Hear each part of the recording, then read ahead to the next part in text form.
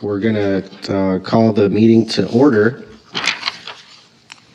And I do have some introductory remarks that I need to go over. So I would like to make it clear for the record that this meeting is being conducted as permitted under AB 361 and Board Resolution number 2022-10. Today's meeting is presented in a hybrid format in person at CBWD Steve Robbins Administration Building and via Zoom. Members of the public may participate in person or via Zoom. Zoom details are listed on the meeting agenda. The meeting is streamed live on the district's website and YouTube channel. Members of the public who wish to comment on any item on the agenda or within the jurisdiction of the district will have 3 minutes. Public comment may be provided in person, via Zoom, or by emailing the clerk of the board. Such comments will become part of the board meeting record. And with that, I'm going to ask everyone to join me for the Pledge of Allegiance. Pledge allegiance to the flag. Allegiance to the flag of the United States of America and to the republic stands one nation under God, indivisible, with liberty and justice for all. I was off sync there.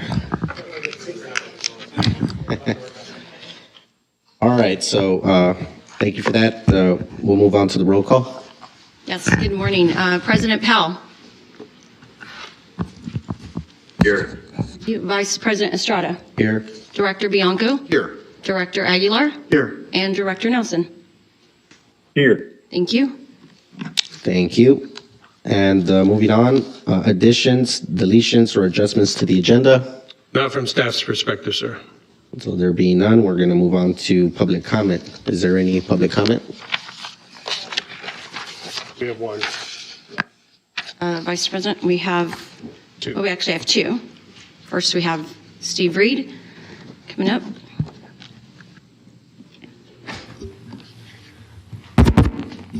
Good morning, directors. Good morning. Morning. I am Steve Reed, president of your largest employee. Is your mic on, Steve? Blue light? Check. Can you hear me okay? Yeah, that's better. Okay, all right. I am your president of your largest employee group, CVW DEA. I would like to address our recent negotiations. In the past, some may characterize our negotiations as a fight. The issue I see with this is in any fight, there is a winner and a loser. I would no longer use that characterization of our negotiations. They're now collaborative discussions, productive and allowing both sides to present their issues. We appreciate that the district listened to us. We brought our issues forth and now have a path forward to improving relations even further along with employee satisfaction. By action, the district is showing it's on board and willing to invest in its most critical infrastructure, people. This is reflected in the sentiment my members express. I've been told by more than a few that this is the best contract we have ever had. We should recognize those who took part in helping this come to fruition. Thank you to all of you who were a part of this. It would not be possible without both sides. In closing, our board appreciates the continuing dialogue and looks to the future to making CVWD an even better and more desirable place to be a part of. Thank you very much and have a great holiday season. Thank you, Steve. Steve, happy holidays to you as well. Next, and I also would like to say, for the record, we do have attendees online. If there are any attendees that would like to provide public comment, please use the raise hand feature at this time and we will call upon you. Next, we have, and I apologize if I do not pronounce this correctly, it looks like Jay, and the last name, if you can stand up, sir, thank you so much. I appreciate that. Welcome.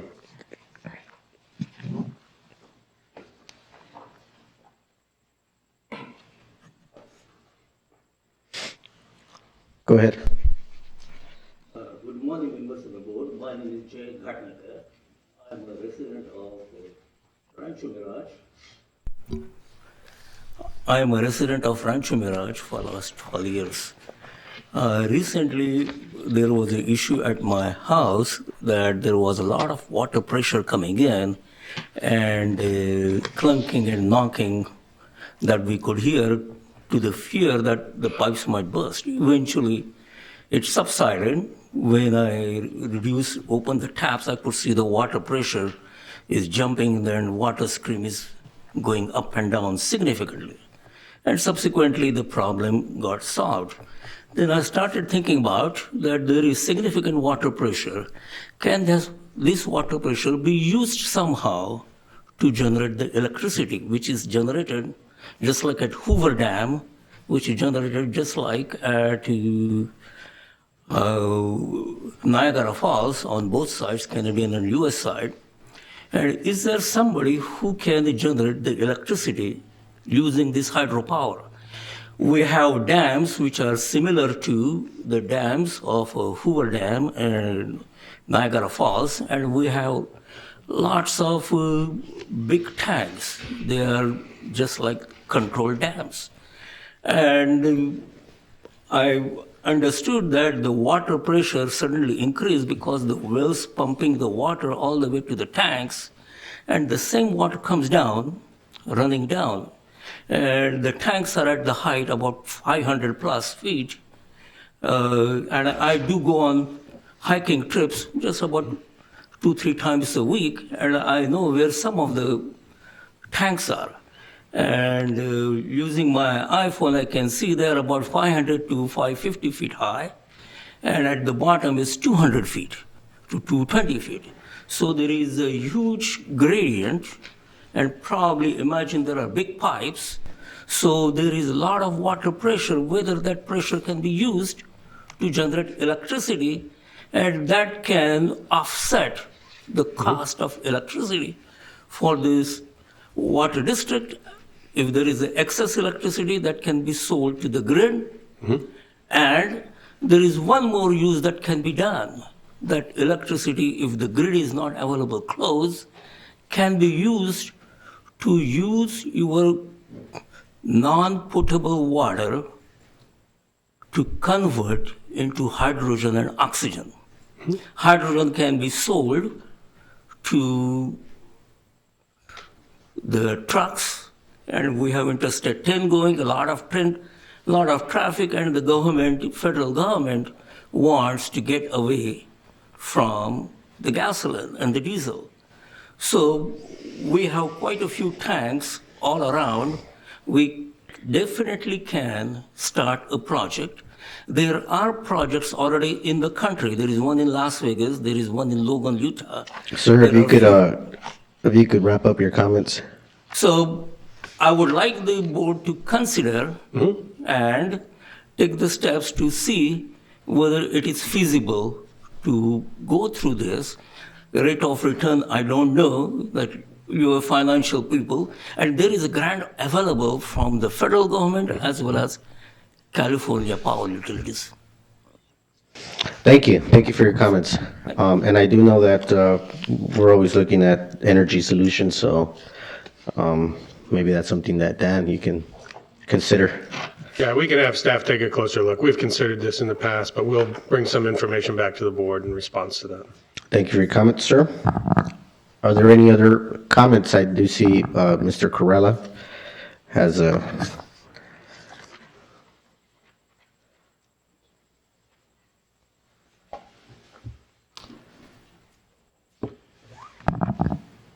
So Mr. Carla has comments in regards to action items, so we'll take him at the time Okay. of those items. Thank you. With that, we're going to move on to special presentations and recognitions. And we do have some employees for the months of November, December 22nd, an anniversary and a retirement. Do we have a script for Mr. Tapia? I see here he's not attending, but he is a domestic crew chief for 20 years. I'm not sure if there was a... Yeah, typically, that stuff is in the agenda packet. Typically, if they don't attend, they don't submit a bio for reading. Okay, so then with that, we're going to move on to retirements, and we have Mr. Mike Garcia, Assistant Director of Operations. He's been with us for 35 years. And Dave Anderson, Mechanical Technician 2, and he's been with us for 15 years. I do see Mike here. Is there something that I need to read? Is that in the agenda? It should be, yes. All right, let's see.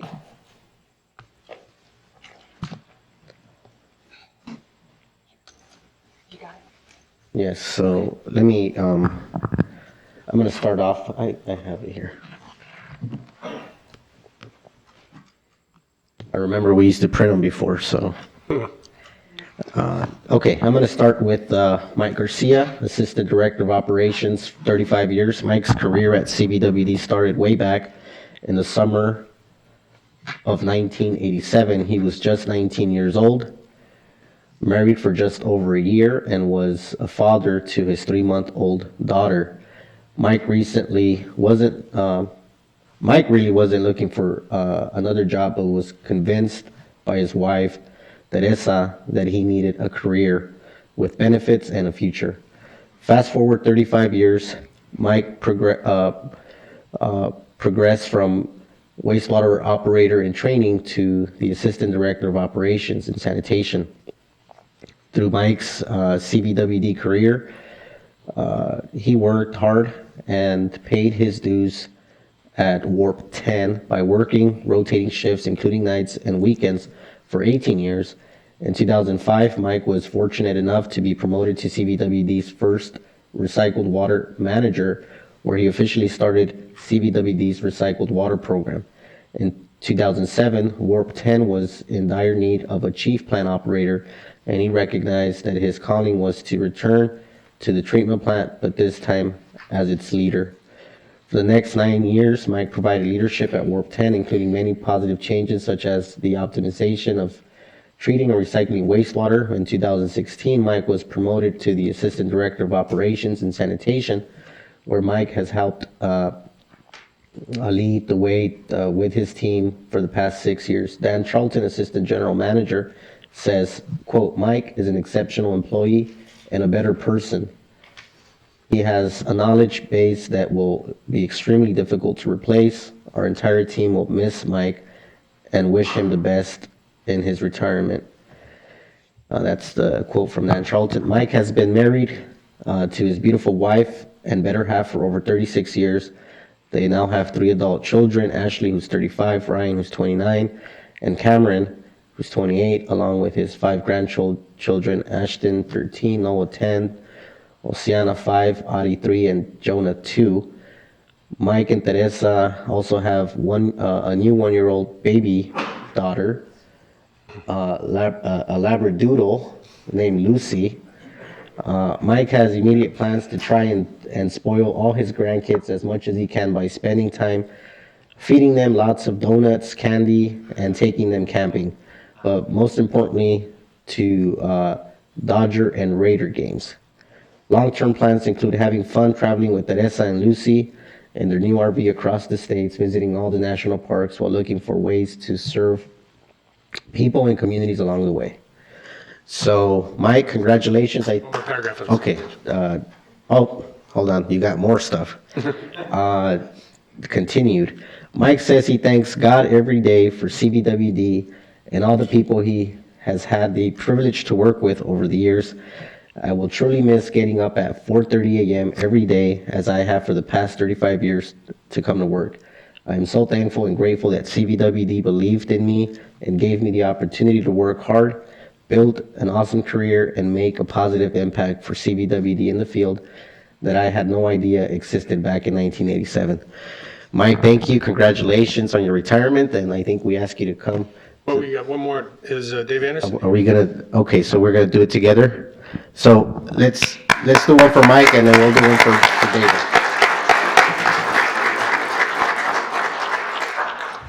And then so I'll read this one, and then we'll open it up for some comments if we have some comments. So next person is Dave Anderson, Mechanical Technician 2. He's been with us for 15 years. Dave's 15-year tenure at CBWD began in 2007 as part of the electric pump shop In 2012, he transferred to the wastewater mechanical department. He brought an immense amount of knowledge from his years in the Navy and long career with Western Gearbox, and quickly became one of our top technicians. Dave is our gentle giant with a big, caring heart and infectious laugh that helps start everybody's day out right. His attention to detail and understanding of asset management has been instrumental with teaching newer technicians the importance of record keeping and maintaining the many pieces of equipment in the CVWD arsenal. Dave's work ethic is unique. He always gives the younger guys a run for their money. He was always one of the first to volunteer for graveyard shifts or any other large projects that required additional work and assistance. He is dependable and assumed the most important task of every day, making the coffee for the group. Throughout his time with the mechanics, he never grumbled when being redirected from one end of the valley to the other, and always responded with, "You got it." Dave, on a technical level, will truly be missed, and his personality is irreplaceable. Thank you for your years of service, and the best of luck to your new life adventure. Dave, thank you.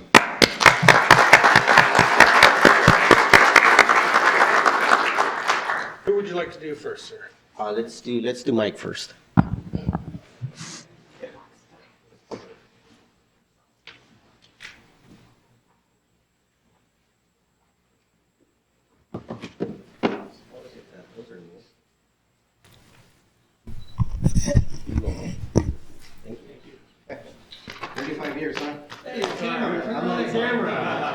I'm not even 35.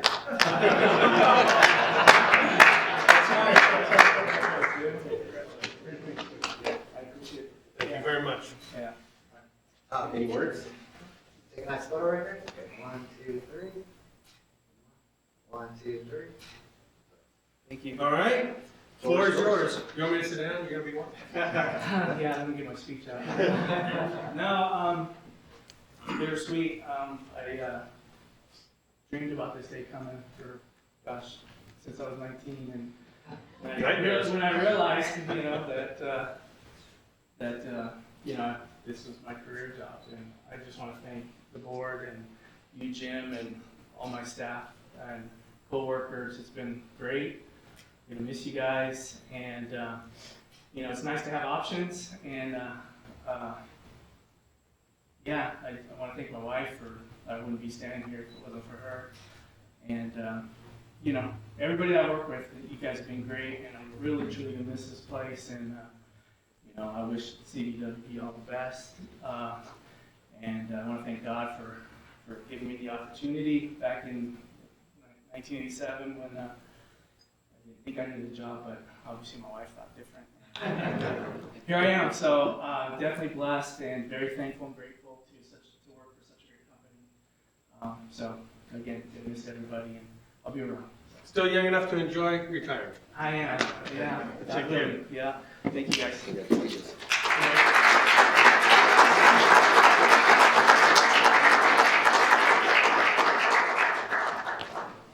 All right, up next we have Dave Anderson.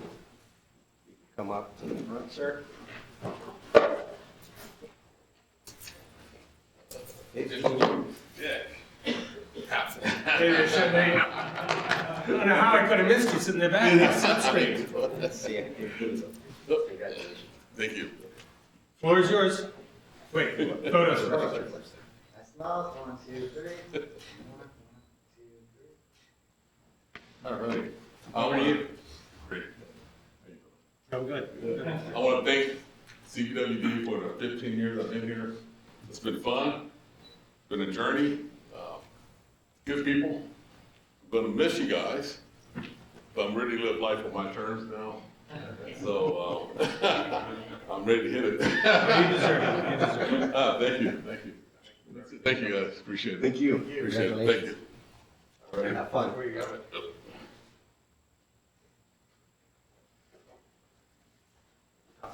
All right. Thanks.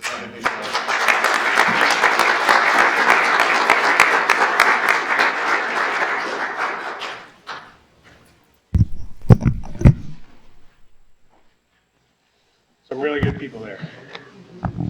surely going to be missed. You know, I've Well, we used to have a Mike. cupcake challenge. the cupcake challenge. All right. So with that, we're going to move on now to the consent calendar. Excuse me, Vice President Estrada, I have a note that President Powell has raised his hand. Okay, if we can unmute him, or he can He unmute should be himself. unmuted. Uh-huh. Hopefully you can hear me. Yes, sir. I don't know if they've already left the room, but I just wanted to say how fortunate we were to have Mike there for 35 years, and I can't believe how young he is, and he's going to have a great retirement with being probably barely 50. So well done, Mike. We're going to miss you. That's all. Ditto to that. And I know, you know, Mike, you know, he's well known across the valley by all the different folks in wastewater, and I know that a lot of, you know, he's helped a lot of other folks kind of get into the field, so I'm sure he'll be missed, not just here, but around our region. Okay, so with that, we're going to now move on to the consent calendar. We usually take these items together unless there's an item that one of the board members wants to pull. Mr. Vice President, I have just a question on item A, if I may, Okay, on consent. And it's just related to the development report. So it mentions in the development report that regarding the arena, that they're still waiting on the FEMA approval of the Lomar. And I'm wondering if that's going to affect their opening date somehow. Somebody could respond to that. It's possible. Dave, you may have more current information than I do. This, again, is the report for October, and everything that happened at the end of October. We've still got November and half of December now. But that was a submission that they made directly to FEMA rather than going through us. And we had advised them early on that they may want to pursue a CLOMAR, which is a conditional letter of map revision, so that they could at least propose to FEMA what they were doing. They declined to do that and submitted a letter of map revision directly to FEMA. And then I've lost track of where we are right now, but. Yeah, so good morning. We actually just had a call with the group yesterday and FEMA with respect to that LOMAR, and FEMA has signaled that they are going to approve the LOMAR, minus some administrative items on their end. So they're a couple weeks out. I know the county, typically it does hold up occupancy. The county is working on some conditional occupancy permit that we're not really a part of because they're the land use agency that makes that call. But the LOMAR is basically a foregone conclusion at this point. That's good news. Okay, thank you. Appreciate the update. good news. And thanks for your help on that, David. I know you've been very involved in that project. I'll make a motion to approve the consent calendar. Second? If there's no other comments, can we please have the roll call? President Powell, Aye. Vice President Estrada, Aye. Director Bianco, Aye. Director Aguilar, Aye. and Director Nelson. Aye. Thank you. Okay, moving on to action calendar. First up is General Manager Employment Agreement Payment of Incentive Compensation for 2022 Performance Goals. And Mr. Vice President, if you may, I can go ahead and give the report on that, if that's okay. It'd be better if I didn't. Yeah. Well, only because under Government Code 54953, part of the Brown Act, before the board can take action is required to make an oral report summary as follows. That the Seventh Amendment to the Employment Agreement provides the general manager will be eligible for a discretionary bonus of between 0 and 10% of the general manager's base salary. 2, that the performance goals for 2022 are attached to that Seventh Amendment. 3, during a performance evaluation of the general manager, the board did determine that the general manager met 10% of the maximum 10% available regarding the 2022 performance goals. And 4, 10% of the base salary of $324,418 equals the amount of $32,441.80. Any incentive compensation that is approved today will be paid in 2022. So the recommendation is to consider approving that discretionary bonus in that amount. Thank you, Jeff. And before we take action, I want to thank you, Jim, for your leadership. And it's been a pleasure for me to work with you these past 8 years. And I look forward to working with you for another 4 years. I think with that, this is, I think, the first time that we give you the full 10%.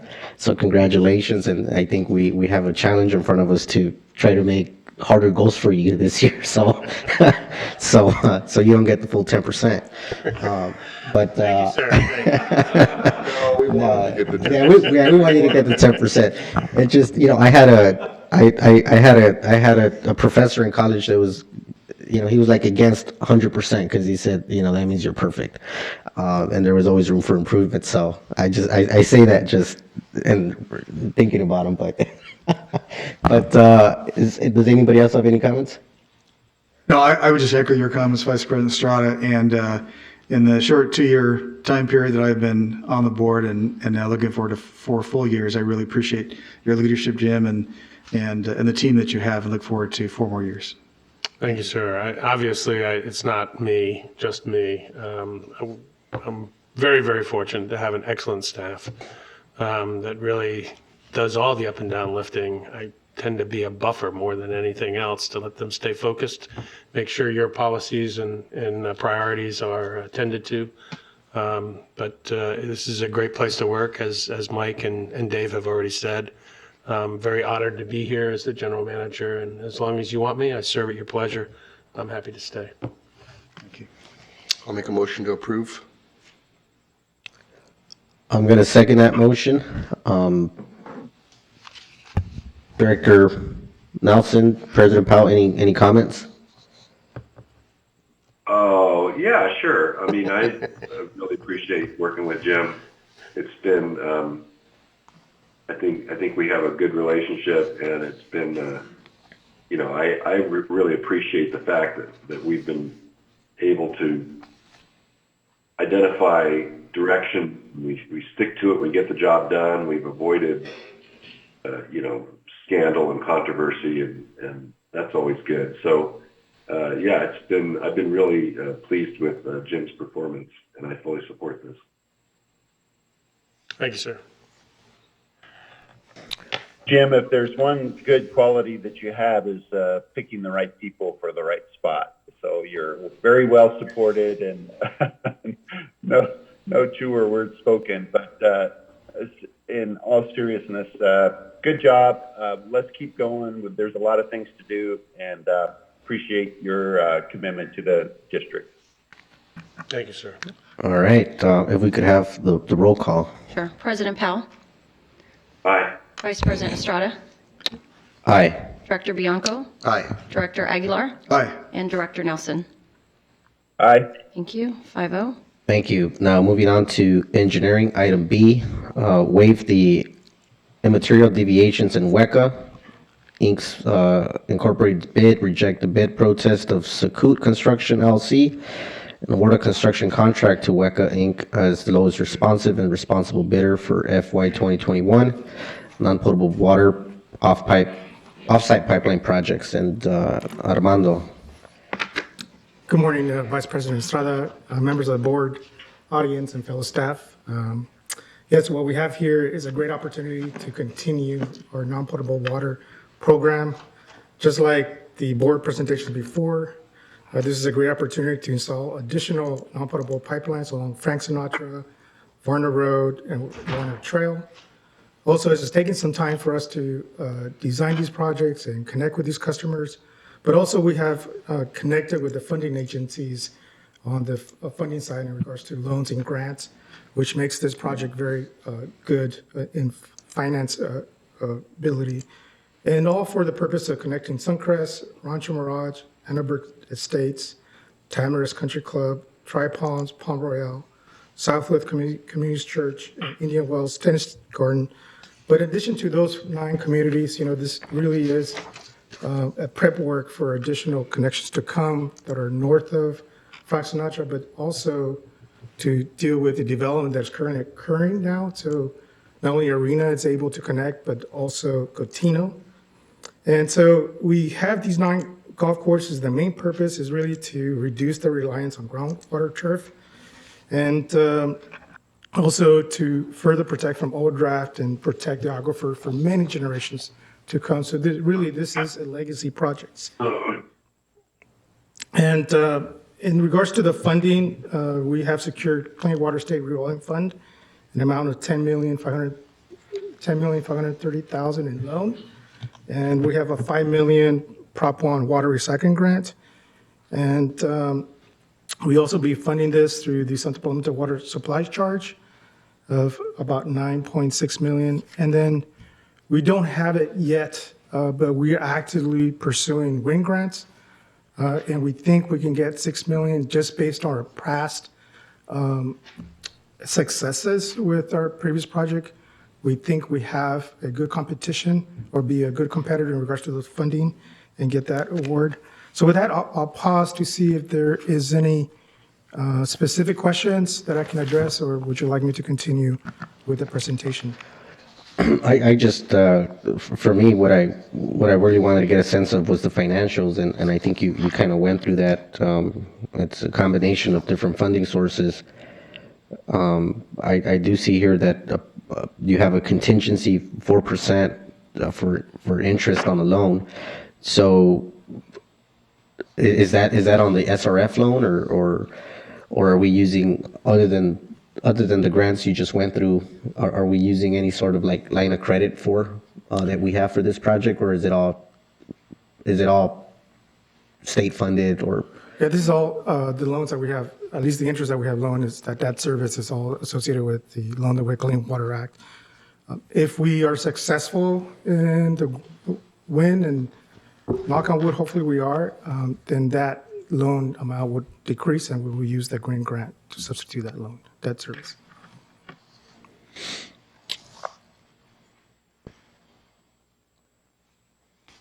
I don't have any other questions. Does the board have questions? Is this included in our next year's budget?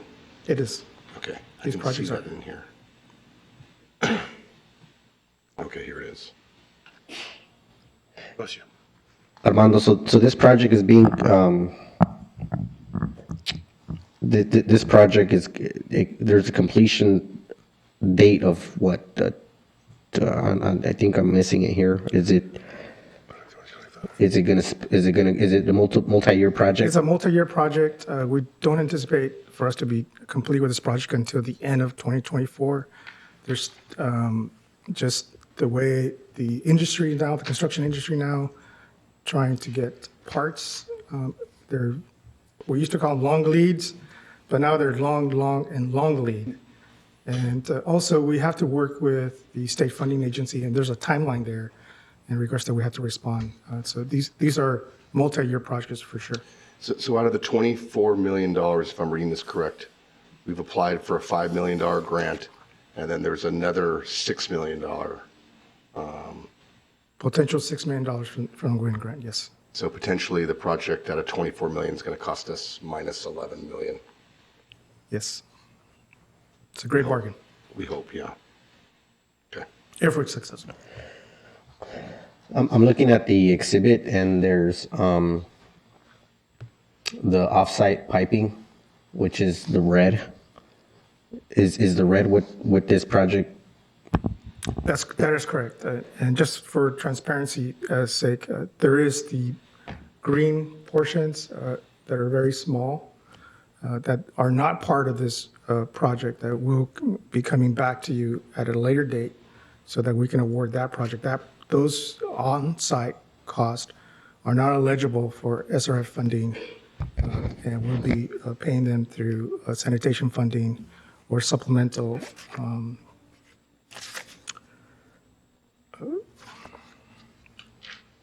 And then what's the how does this tie to the blue? Obviously, you're building the project, the offsite and the onsite to tie the blue areas, but it says they're pipeline design projects. So, did that design is that the design for the green part, or how does that? Where's that design? Is that design complete, or is Are you referencing the on-site? yeah, the in the exhibit you have blue areas, and it's titled FY 2020-21 non-potable water pipeline design projects. All right. Yeah, those are the 9 customers. So those blue shaded areas, those are the 9 customers that we have referenced. With regards to Palm Estates on the north, Jackie, Ivy, those are along Varner Road. But then on Frank Sinatra, we got Tamarisk, Annenberg, and Rancho Mirage. So those projects are the 9 projects that we're targeting. Those are already designed. We have done the environmental. Both the design offsite and onsite is complete, and we are just packaging a little bit different. And we're just focusing today on the offsite. At a later date, we'll come back and focus on the onsite. And we have a pretty strong commitment that once we build these projects, spend this money, that these customers are going to connect, that those agreements have been executed. We have a majority of these agreements executed, and we've got a strong commitment yet that they'll be connected for the majority of them. Okay, with Director Nelson, President Powell, any comments? Questions? No, none for me. I'm very supportive. Was there a motion? I'll move approval of all the actions included in engineering item B. I'll make a second. We can have the roll call. President Powell, Aye. Vice President Estrada, Aye. Director Bianco, Aye. Director Aguilar, Aye. and Director Nelson. Aye. Thank you. Thank you. All right, okay, thank you, Armando. Moving on now to item C. I see Dan Reese coming up. Good morning, board members. Good morning. I'm here today to discuss our ion exchange project 79901 located in Mecca.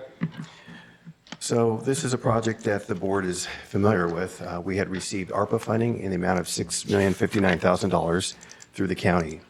We put this project out to bid in September, received bids in November.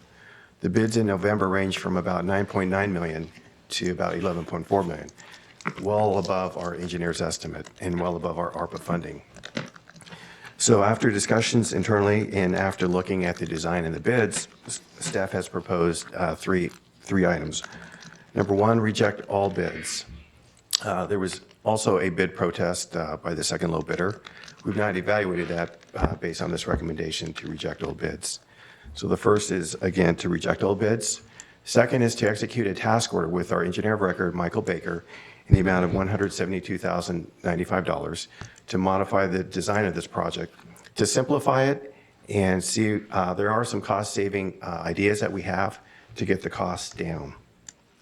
And then the third request is to authorize rebidding this project.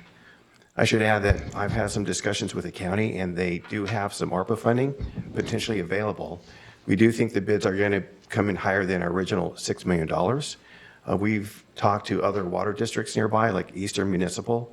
They're also seeing significant price increases on their projects.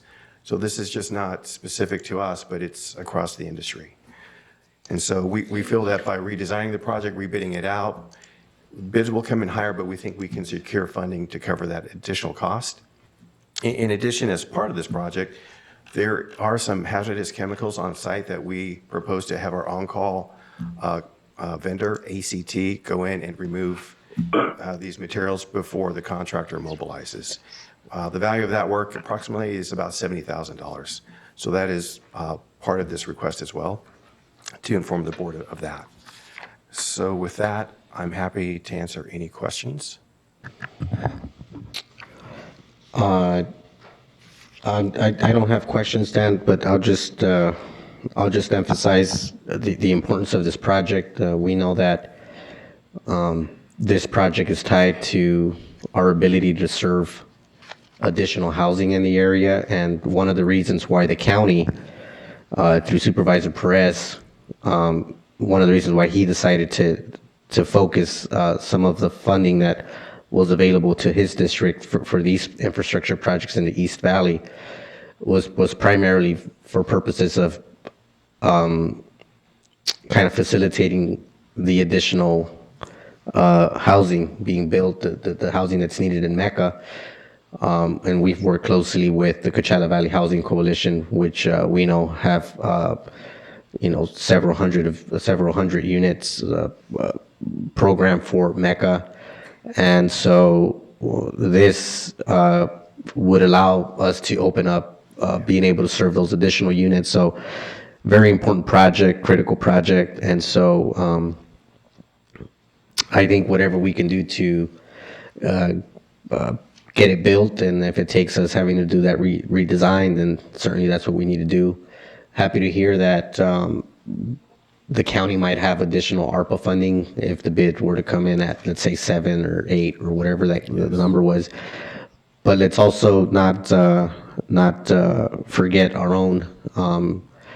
I believe we have our own money that we can utilize if we needed to go that route. So, which we can get to that conversation when the bids come in and we actually have to put the budget together. But anyway, it's a very important project. Thank you for bringing it to us again, in the hopes of getting it out to construction as soon as possible. Any other comments from our board members? Director Nelson, President Powell, any comments, questions? No, thank you. I'm good. Okay. Thanks, Costello. I'm okay. Thank you. I'll make a motion to approve. Second. Roll call. President Powell, Aye. Vice President Estrada, Aye. Director Bianco, Aye. Director Aguilar, Aye. and Director Nelson. Aye. Thank you. Thank you, 5-0. Dan. And if I could, just with the redesign to include the value engineering, which hopes to save about $2 million off of the current bid and soft costs, do you know about how long the delay will be in getting a contract award? Because that impacts the Coachella Valley Housing Coalition project in Mecca. And I just want to make sure we're keeping them informed. Sure, I did. I actually spoke with Pedro yesterday, and I discussed what we're proposing. Our initial schedule did have some float in there, Jim, and so we still think I'm targeting a notice to proceed to be issued in April of 2023, and with about 20 months of construction, we still feel we can be done by December of 2024. Yep. Thanks, Dan. Okay. Thank you. And good luck. Yes. Thank you. I don't know that you've made a formal announcement, but Dan Ruiz will be leaving us to take a position at Rancho Water in Temecula. So will this be your last meeting? Yes. So, yeah, good luck, and I'm gonna personally miss you. I know the district will as well, but you've been incredibly helpful to me as we've worked on so many projects in the East Valley. You do so much, and I wish you the best, and Thank you. Hopefully we can still keep tabs, Yes, I've certainly enjoyed being a part of the work that we've done, and you've got a great staff. They'll continue that work. Okay. All right, thank you. So I've got the next item as well. Okay, well, go for it. Okay. So this is to award motor control centers for 2 wells, both located in Cathedral City, well 4529-1 and well 4530-1. I had previously requested authorization to go out to bid. We did receive bids, well, actually one bid from Tesco in the amount of $725,500. So we request authorization to award a purchase contract with them, along with additional expenditures for project management contingency for a total request of $760,000. We did receive a wire deposit on November 29th from the developer for the well 4530. Again, this well is strictly going to be for the Verano development in Cathedral City. This well will supply the new reservoir that's being constructed currently. And so these two motor control centers have long lead times. And so we think we can get this equipment roughly in about 9 to 10 months. At that point in time, we'll be ready to award contracts to finish these two wells. I believe a representative from Cathedral City is here and would like to make a few brief statements. Mr. Corella? Is this the right spot? Yes, sir. Mr. President, Vice President, fellow directors, John Corella, Director. Mr. Carla, could you please make sure the button is on the microphone, please? There There you go. Thank you so much. Do I need to repeat that? No. Okay. For the city of Cathedral City, and far too long, we look at your agendas. This time, there happened to be quite a bit happening in Cathedral City, and we just appreciate the support of the Coachella Valley Water District growing with Cathedral City. This item is particular because it covers a couple areas of expansion. One, obviously, out of your budget. The other one, a developer funded with this a lot less payment or a lot less painful, but it is an emerging area that we finally have seen growth with in that Rio Vista area. So once again, on behalf of our 45,000 residents, we appreciate that, and we really encourage the board to support this item and move forward, and appreciate your engineering staff's commitment to working with Cathedral City staff. Thank you. Thanks, John. Thank you. Mr. Vice President, I would move approval of the item. Second. So motion is second. For those on Zoom, any comments, questions? Good. Okay, if we can have the roll call. President Powell, Aye. Vice President Estrada, Aye. Director Bianco, Aye. Director Aguilar, Aye. and Director Nelson. Aye. Thank you. Thank you, Dan. Thank you, Dan. Okay, moving on to item E. David Wilson. These are some long titles. Sylvia likes to include everything. Go ahead. All right, good morning again. Good morning. Somebody. The purpose of this item is to authorize the general manager to execute a construction contract with Van Dyke Corporation for the Johnson Street Drain Improvement Project in the amount of $841,607. The total cost of this request, which includes the expenditures listed on the board item, is $1,160,000. I'm sorry, $1,160,967. The project is included in the current capital improvement budget for this fiscal year in the amount of $1 million.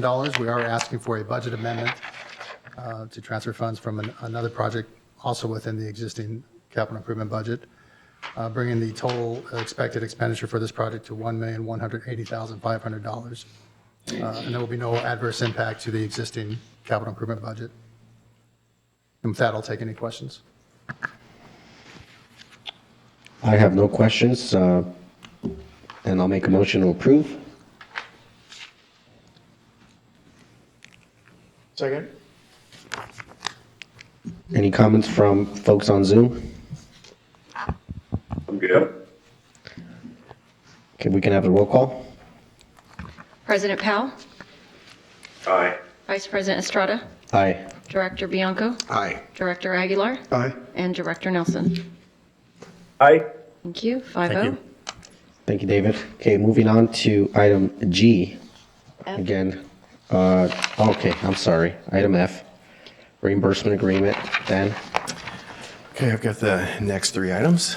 Okay. So this one is to authorize the general manager to execute a reimbursement agreement with the city of Cathedral City. This is for related to street improvements that the city is doing, shown in red, their phase 2 project. So we have a water line that will be under the city's new curb, gutter, and sidewalk. and our water services are very shallow. And so what we're proposing in this agreement is, in working with the city, have the city bid out this relocation work as part of their street work. CVWD would then reimburse the city its costs. And that would include also too for raising and lowering water valves and sewer manholes. The current agreement in your board packet doesn't include that, but in working with the city, we needed to include that. That is our standard practice. And the total cost of this request is $590,000. We think the pipeline relocation work will be roughly about $470,000. And again, we have been working with the city over the past month on this project, and we request the board's approval. And I think representative from City of Cathedral City also has a few comments. Mr. Corella?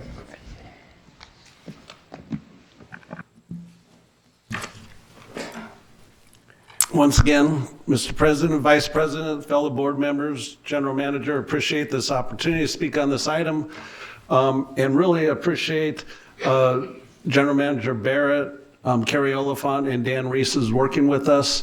This is a low mod area. We're striving to do more and more improvements with it. This is using CDBG funding on the city side, and we appreciate the fact that in this no curb and gutter area that you're reactive. I know this is a budget amendment to get this pipeline in. We're going to work together to forecast a little more of our work in this area because it'll probably require the same, but we really appreciate the board's support in authorizing this agreement. This agreement will also be presented to our city council for approval tomorrow night as well. Thank you. Is there a motion? I'll make the motion to approve the item. I'll second. Any further comments? No, I'm good. We can have the roll call. President Powell?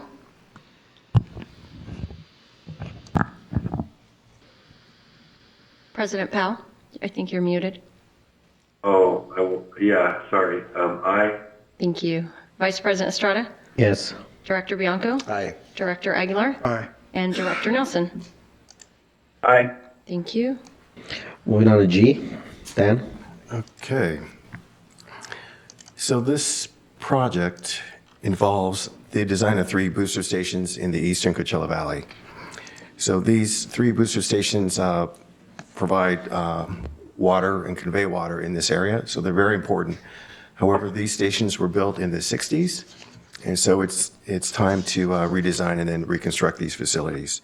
So back in March of this year, we did receive a USDA loan and grant to help fund the design and construction of these facilities.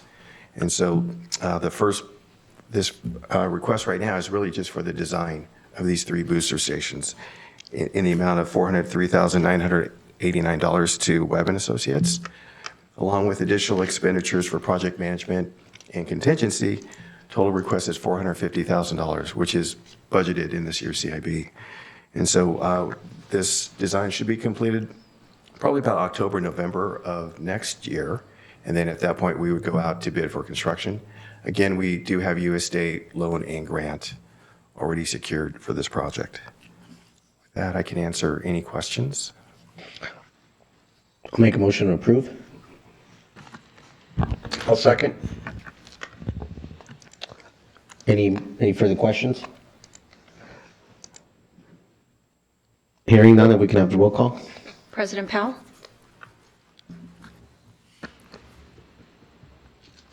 Aye. Thank you. Vice President Estrada? Aye. Director Bianco? Aye. Director Aguilar? Aye. And Director Nelson? Aye. Thank you. 5-0. Thank you. Moving on to item H. Okay, so this is regarding our Avenue 66 project. This request today is to authorize the general manager to execute the BIA applications and also to authorize funds to pay for the easement acquisitions for the 30-inch pipeline that is proposed in this area. Total cost of this request is $73,000. I should say our team has been working with the tribe, the BIA, and the Alatis since about June of 2021. About a month ago, we did reach agreement with all of the 3 Alatis, And the tribe's planning commission did approve our offer back at the end of November. They're going to be taking it to the general council meeting in January. But this request, again, is to authorize the general manager to execute the necessary documents so we can get our BIA application in so that they can review it, approve it. Once approved, we would pay for the easements that are needed for this pipeline. And with that. Great, so I think this was probably the last item that we needed to check off. Now the one thing that's pending is the agreement, right? The agreement. With the state. Yes. For the $24 million. But I think this is an amazing project. We've been able to put so much money, the state's money, to build it. It's certainly going to have a big impact to the region. And I just want to thank you and staff for working on this project these past years. So we're almost there, but I'm happy to see that I know this was a big push here with these easements. So thank you for your work on that. With that, I'll make a motion to approve. I'll second. Any additional comments? If I could. Yeah. Go ahead, Director Nelson. Okay, great. Thank you. I have a question on the easements. I know in the area there have been some easements by some other utilities that have been temporary in nature. Are these easements permanent in regard to the water lines we're putting in? So that's a really good question. So the standard easement through the BIA is 50 years. And so with the 3 allottees, there's a second map, if we can show that. So the easements from the 3 allottees, which is in the roadway of Avenue 66, are for 50 years. With the tribe, we were able to negotiate an easement in perpetuity. So across the frontage of the tribal piece, which again is, the map is in your board packet, that easement is in perpetuity. So we tried to get longer easements, but 50 years is the standard easement with the BIA. We even met with the BIA to talk about that issue. And it's really just part of their protocol. And am I right? Do I recall correctly that there was an offer for 25 years and yes, and we were able to negotiate the longer term 50 years. So yes, the negotiation process is interesting. The allottees can ask for whatever they want using the appraisal just as a reference point. And so at one time, you're correct. One of the allottees representing one of the parcels came back with, hey, we'll accept this offer for 25 years or even 10 years. And so we pushed back and got it back up to 50 years. Great. Yeah, Dan, I don't know if Yolanda can get the other map up, but this focuses on the allottee easements. But there are also other easements that I believe are required for the project. And I was wondering if you had the status of those other easements. So we have all the easements we need for Phase 1B, and so for Phase 2, these are the only easements we need. We do need an encroachment permit from the county, but once we have these 4 easements, we are complete with that part of the project. It's the third item there, Yolanda. There you go. Perfect. So yeah, there's that gap between the Native American, and then there are also easements, I believe, to the west of, is that Polk or Fillmore? I guess it's Polk. Yeah, so we'll be tying in the pipeline at Polk and Avenue 66, so there's a pipeline there. And so the pieces in between the colored parcels are private. Right, and we have those easements as well? Well, it'll be in the roadway, so it'll be via the county permit. Okay, good, Yes. thanks. Just needed to connect the dots there. Sure. Great. Sure. Thank you. Yeah, great. Thank you. That answers my question. And it's actually more than I had anticipated. So I appreciate the information and I learned a lot. Thanks. I think we're ready for the roll call. President Powell?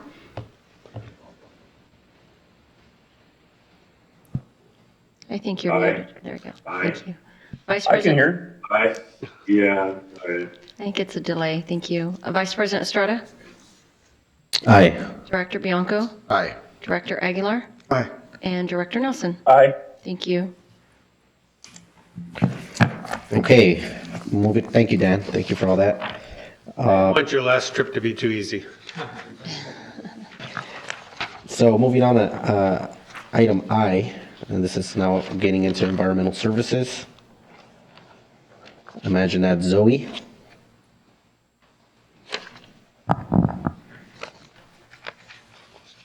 Good morning, Zoe.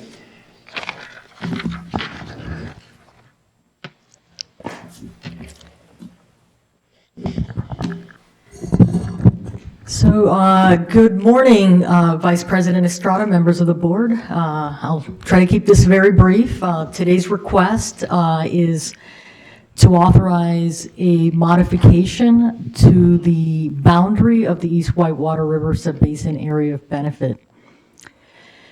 So our replenishment programs are, obviously authorized by State Water Code, and one of the requirements is that we define the area that is benefiting from the programs.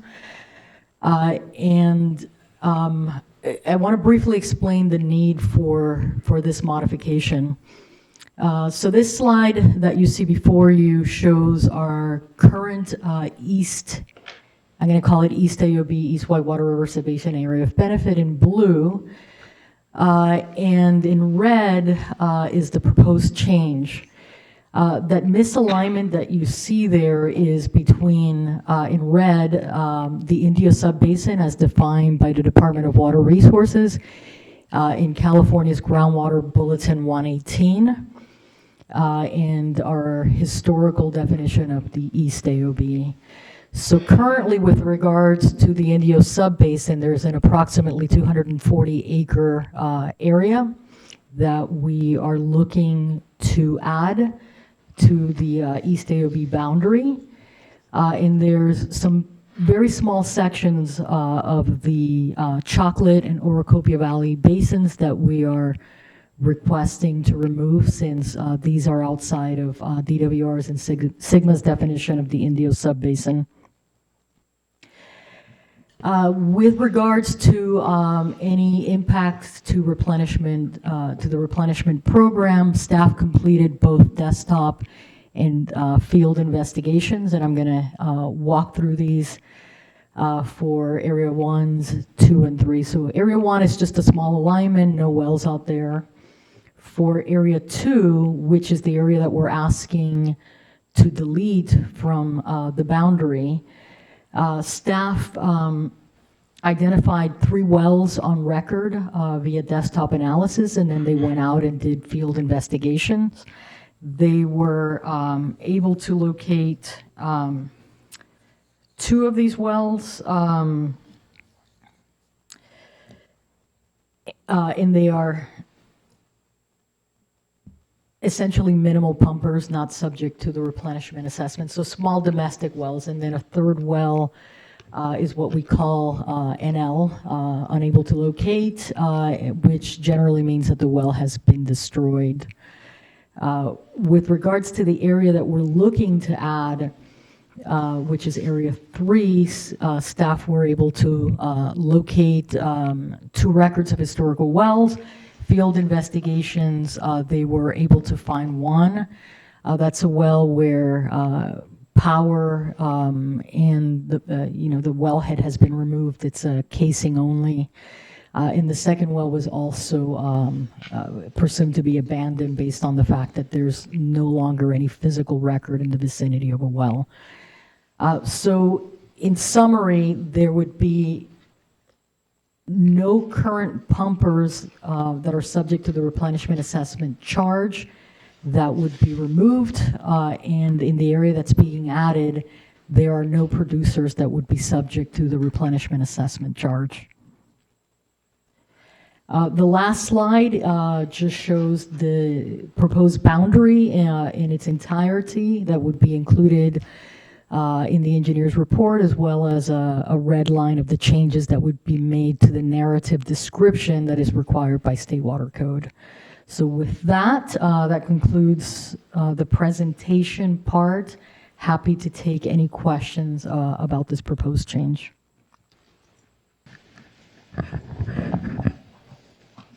I have a question.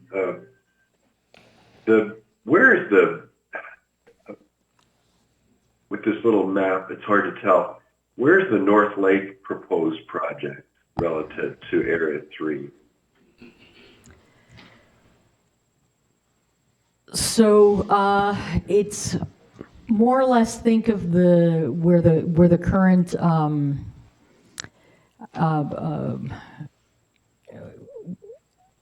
what's the word that I'm looking for? Where the old boat dock was. That's more or less where it would be. So Area 3 is right where the lake would be. Correct. I think it overlaps. I think whether you're in the existing area of benefit or you make the change, the lake ends up being kind of within the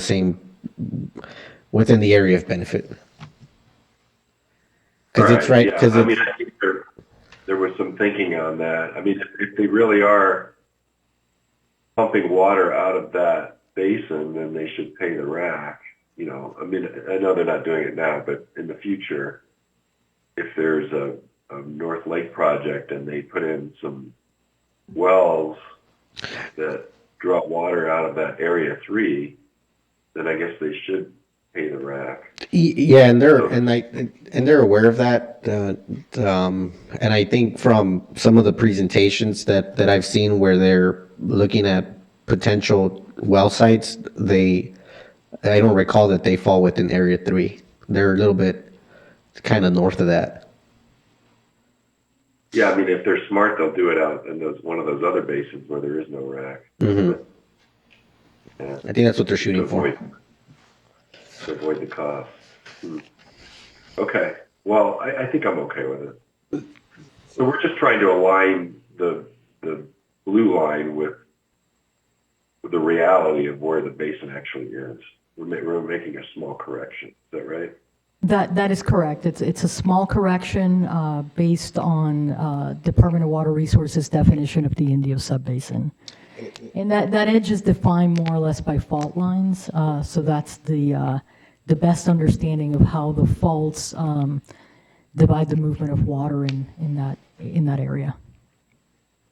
Okay, fair enough.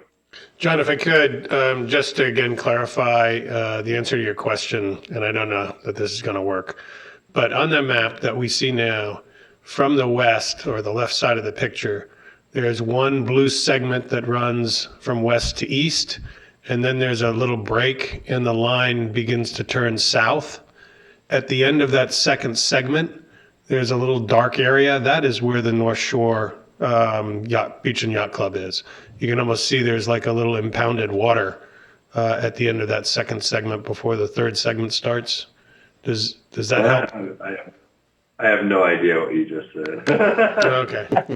Then never mind. And I mean, thank where's the yacht club compared to area? I mean, it's really not the yacht club. It's the North Lake project. Where is the North Lake project compared to Area 3? What's at the yacht club? Yeah, but where's the yacht club? Okay, so yeah, if you can, well, you're looking at the map, and the blue line. Let's try it from. You see the two blue wells in Area 3. Yeah. And then there's a line, blue line, close to the sea that proceeds up to the northwest. And then it changes again and goes further west or north by northwest. There's a little triangular dark area there, right underneath the blue line. That's the yacht club. So the yacht club is west of Area 3. Is in Area 3, yes, west of Area 3, yes, northwest of Area 3. But it's already in the area of benefit as it was defined and will continue to be in the area of benefit as defined, as redefined. Yeah. But the lake itself is a lot bigger than the yacht club, so it covers a bigger area. Yeah, I think it proceeds further west from where the yacht club is. Fair enough. Yeah, that's all right. I'm okay with it. Thank you. Okay. Any other comments, questions? Those two wells in Area 3 are not producing more than 25 acre feet? That is correct. In fact, if we refer to the table Area 3, there were historically 2 wells. We have records of 2 wells there. One was is presumed to have been destroyed. We couldn't find it. We couldn't find any evidence of irrigation in the area. So combination of desktop field analysis. The second well, we found it, but it has no power, no wellhead. So it's a casing only at the moment, meaning that there is actually no record of any groundwater production in that 240 acre area that we're looking to add as we do the alignment with the Indio Subbasin definition. And so there's also another well here. Isn't that an ag well that produces water for the agriculture in that area right there? I believe, are you referring to the well in the yellow area that would be excluded? Okay, so that's going to be excluded, and to the degree that I can talk about that well, that is a minimal pumper. So in the last year, they basically have not been producing water in 2022 and have become a minimal pumper. So they are not subject to the replenishment assessment at the moment based on the amount of pumping from that specific well. In the past, though, it was producing a lot of water, wasn't it? In the past, like in 2019, 2018. I'm gonna have to do the bifocal move here. Pardon me. So in the past, that well was producing water. In 2019 and 2020, it's been a minimal pumper for 2021 and 2022. So for the last 2 years, there's been very minimal production and no production since about January of this year. To be exact, since January.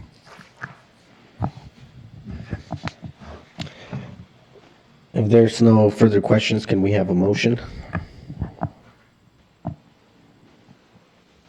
I'm going to make the motion. Is there a second? Second. If there's no further comments, Sure. let's do the roll call. President Powell, Aye. Vice President Estrada, Aye. Director Bianco, Aye. Director Aguilar, Aye. and Director Nelson. Aye. Okay, that's Thank 5 you. vote. Thank you very much, Zoe. And then if I can just make a comment, there was an iPhone that was left at that table earlier in column Smith has it. So if you're missing an iPhone, please see him. Is that Zoe's? No? Okay. That might be my phone. Oh, So okay. you could I'll pick it up later. It looks like it. Yes, when we did the oath. The photo session. Okay, moving on to item J. Go ahead, sir. Morning. Good morning. Morning, William.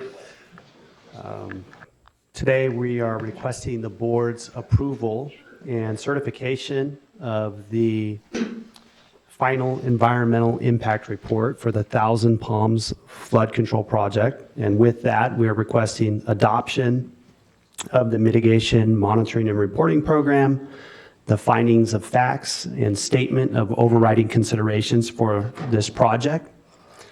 This project is a culmination of many years of work in environmental review. This project was conceptualized by the Army Corps of Engineers in the 90s.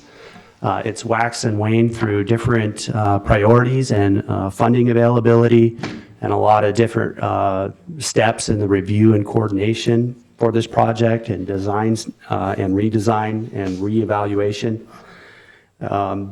Basically, there's a lot of material here. I wanted to thank you all for your review. The way that we have presented this item as well as the next item on the agenda is our standard presentation. It's a 10-slide presentation that we've developed for this. And if you choose, we would like to give that presentation, and we have our primary author of the document on our Zoom call, prepared to give that presentation. I feel like everybody here has seen our standard 10-slide presentation format before, so I'll leave that up to the board whether or not you will benefit from that. Does that sound like something that you're interested in? I don't have any real questions unless the board wants to see a presentation. I'm ready to move on.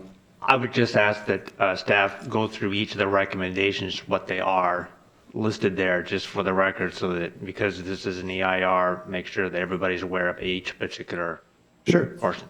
So the project is a regional flood control project that helps protect the community of Thousand Palms. It's a series of flood control dikes and channels that result in, directing regional stormwater flows into Sun City Palm Desert, which is another facility available to receive stormwater flows in its design. And also, this is a project that has been conceptualized and covered in the Coachella Valley Multiple Species Habitat Conservation Plan. So we've already received authorized take permits for this project. We have a very in-depth mitigation monitoring and reporting plan with a huge focus on biological mitigation measures. So essentially, the first request is to certify the environmental impact report. This is the culmination of the environmental review, the public review that we've gone through. We put this out for public review about a year ago and received comments. And in the final EIR, you will see all of the errata and responses to the commenters that we received. We've also put together the mitigation monitoring and reporting program that we're requesting the board adopt. That outlines all of the mitigation measures that must take place in design, construction, and operation and maintenance of these facilities. Those would be required of certain entities at different times in the project, depending on what phase you're in. We've also put together a finding of facts, and that's a requirement of the environmental impact report that is basically a summary of each environmental resource topic, the mitigation measures, and then the final outcome on the significance of each of those impacts. And we also have a statement of overriding considerations, because on some of those resource topics, although we have all the mitigation that we can feasibly put in place, there are still impacts occurring from the project. And those are all summarized in those documents. The final request is to authorize our staff to file a notice of determination with the Riverside County Clerk and the State Clearinghouse as the final step to complete all required environmental review for the project. Thanks, William.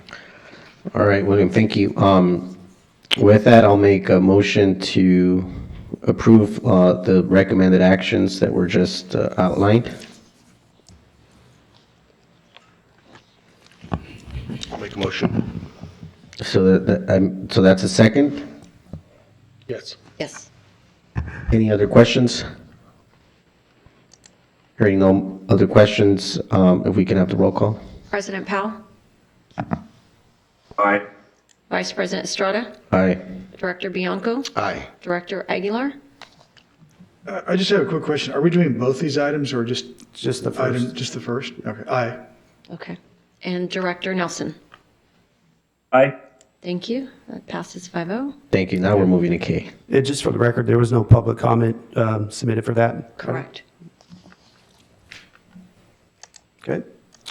Similarly, the next item is the certification of the environmental impact report for the sanitation master plan update, adoption of the mitigation monitoring and reporting plan, the findings of facts, and approval of the actual sanitation master plan update document, which is the engineering document.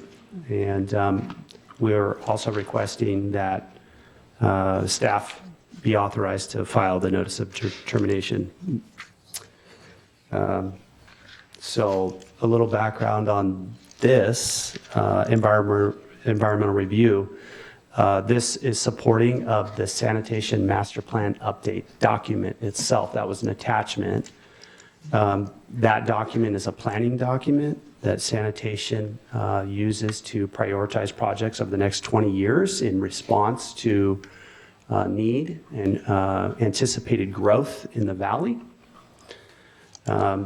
In order to pass or to approve that document, which is a discretionary decision by the board and a commitment to build these projects, that plan is analyzed under CEQA.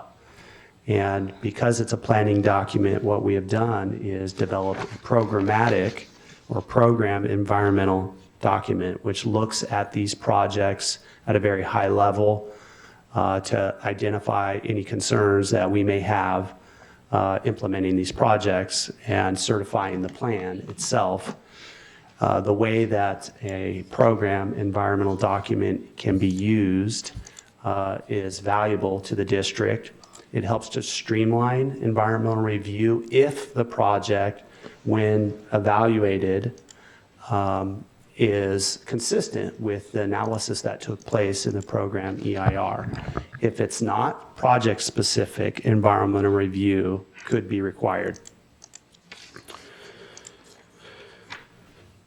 I also have an optional presentation, and our primary author is on Zoom, prepared to give the presentation that talks about the summary of the environmental review and other information that you might find useful.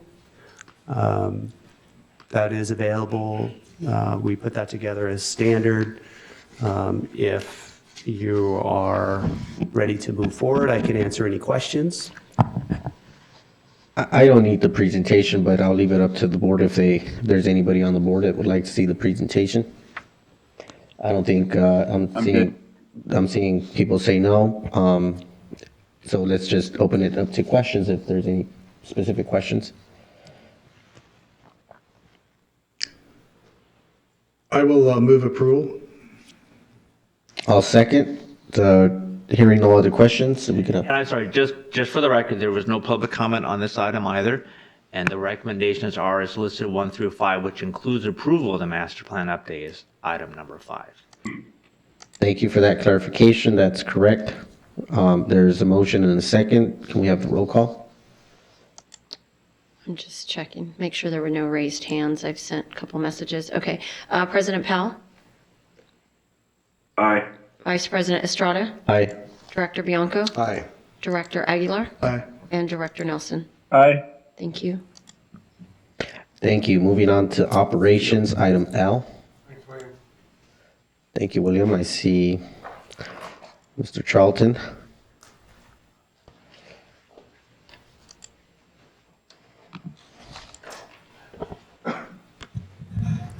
Good morning. Good morning.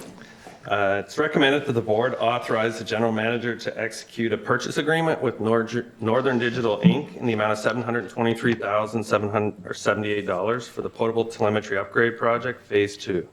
It's also recommended that we approve a contingency in the amount of $76,922 for a total requested authorization of $800,000.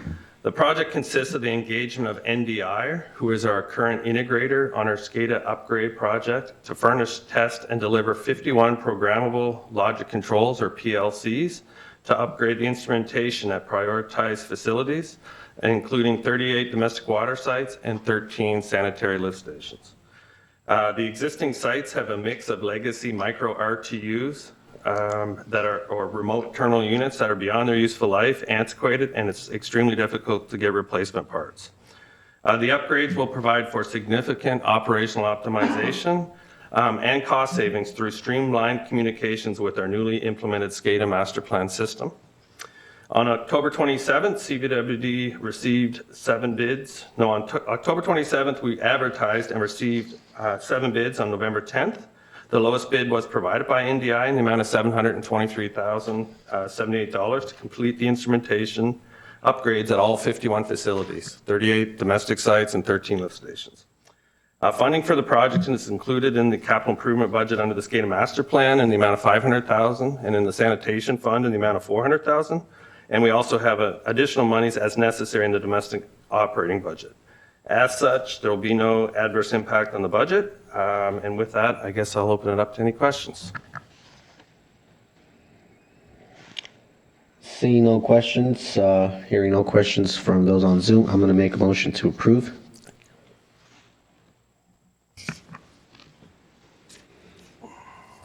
Second. President Powell, okay. So there's a second.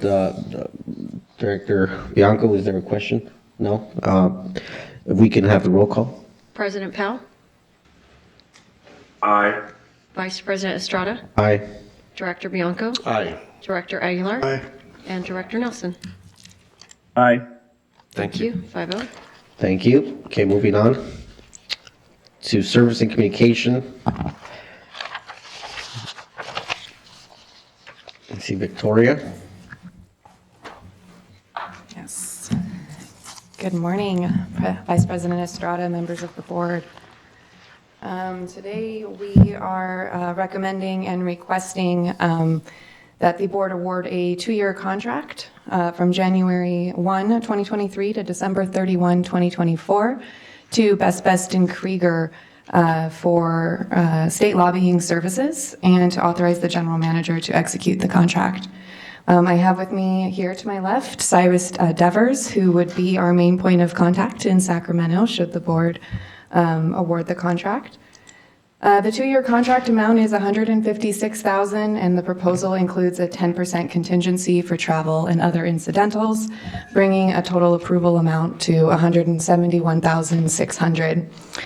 As you know, Chris Kahn Consulting has been representing CVWD's state advocacy efforts for the last 5 years, and his contract term ended with no further extensions available.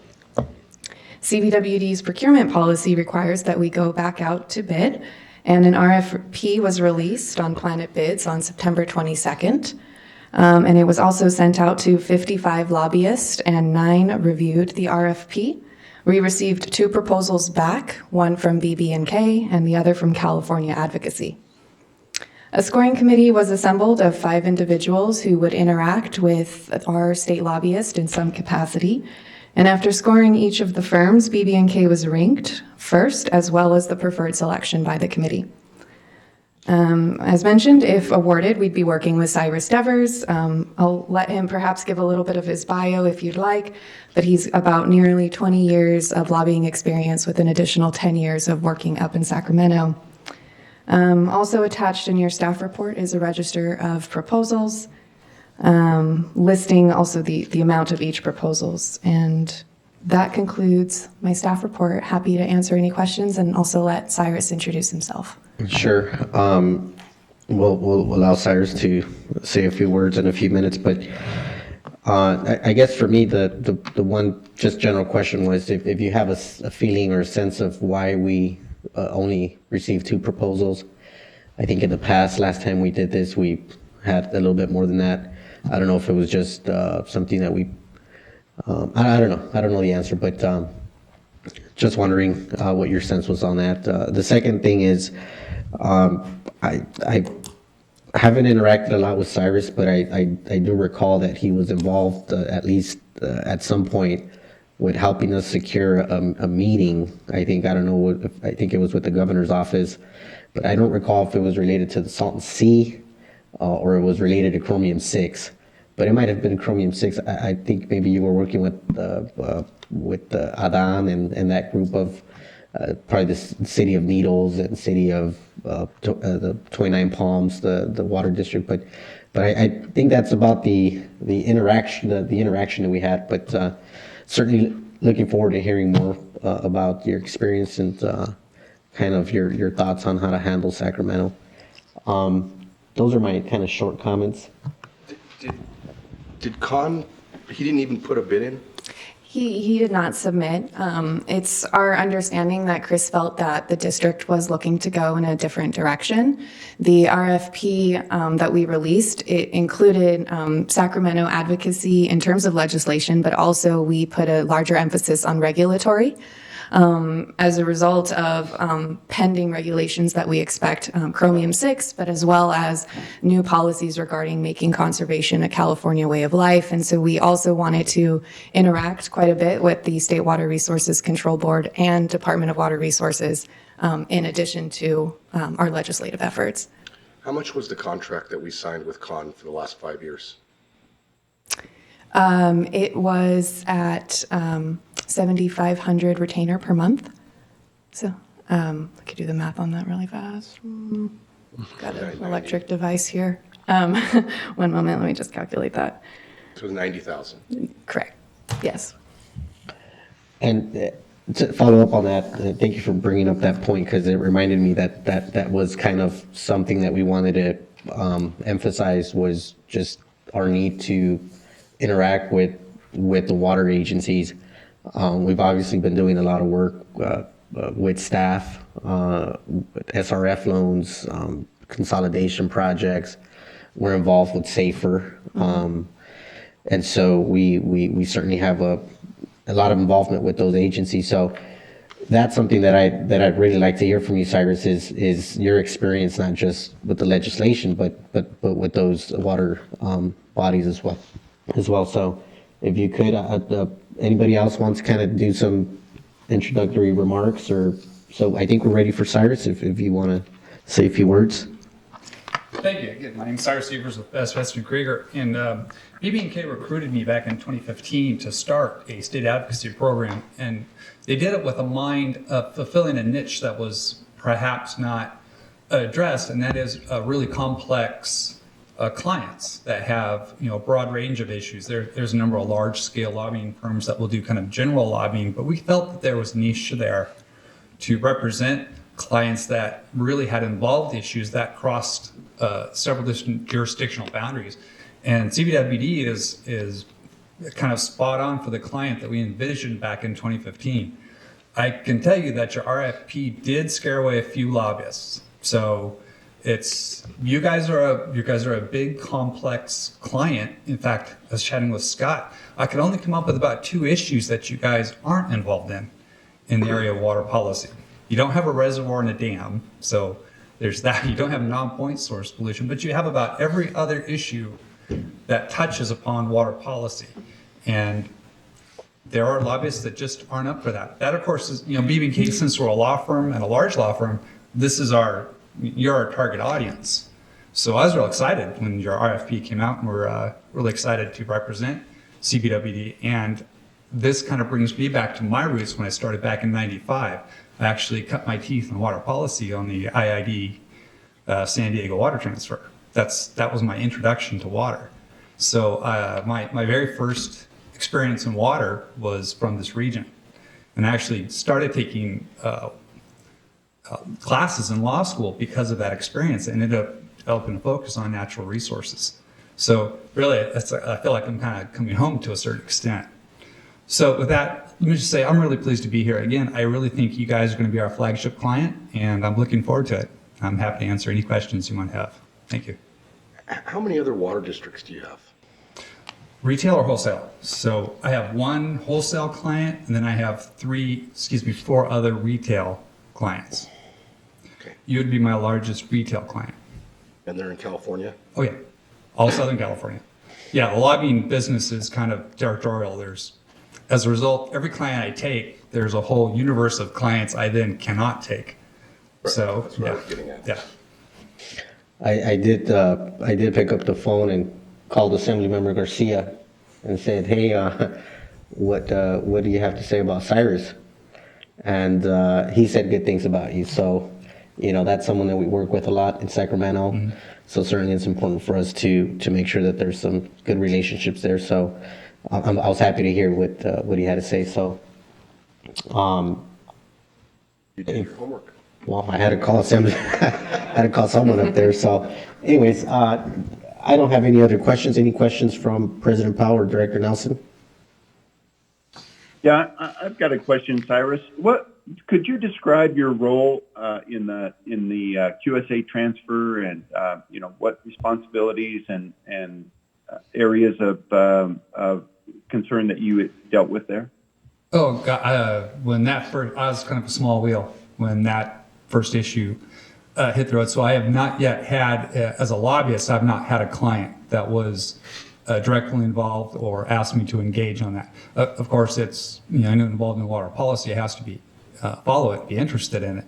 But I've not had to directly engage in the QSA as a lobbyist for our client at this time. Okay, great, thanks. My take on it, I know we haven't met, but it just seems like too much money. I mean, you guys, you're billing multiple clients for the same work, and just I don't get it.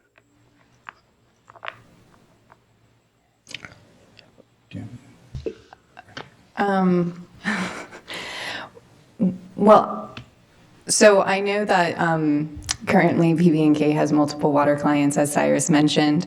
In terms of what we would be asking him to do for CVWD, that would be very specific to CVWD, but at the same time, what we didn't have with our current services was an individual who had other water clients. And I actually see that as a benefit for the district because he also has other agencies that, like when he speaks, there's the weight of more behind him in terms of the water industry when he goes and speaks on our behalf.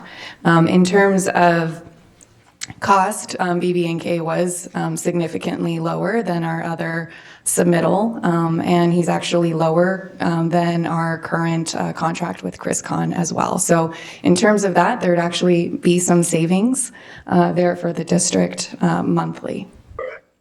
I thought you said the cost was at 90. No, that's our current cost for ChrisCon.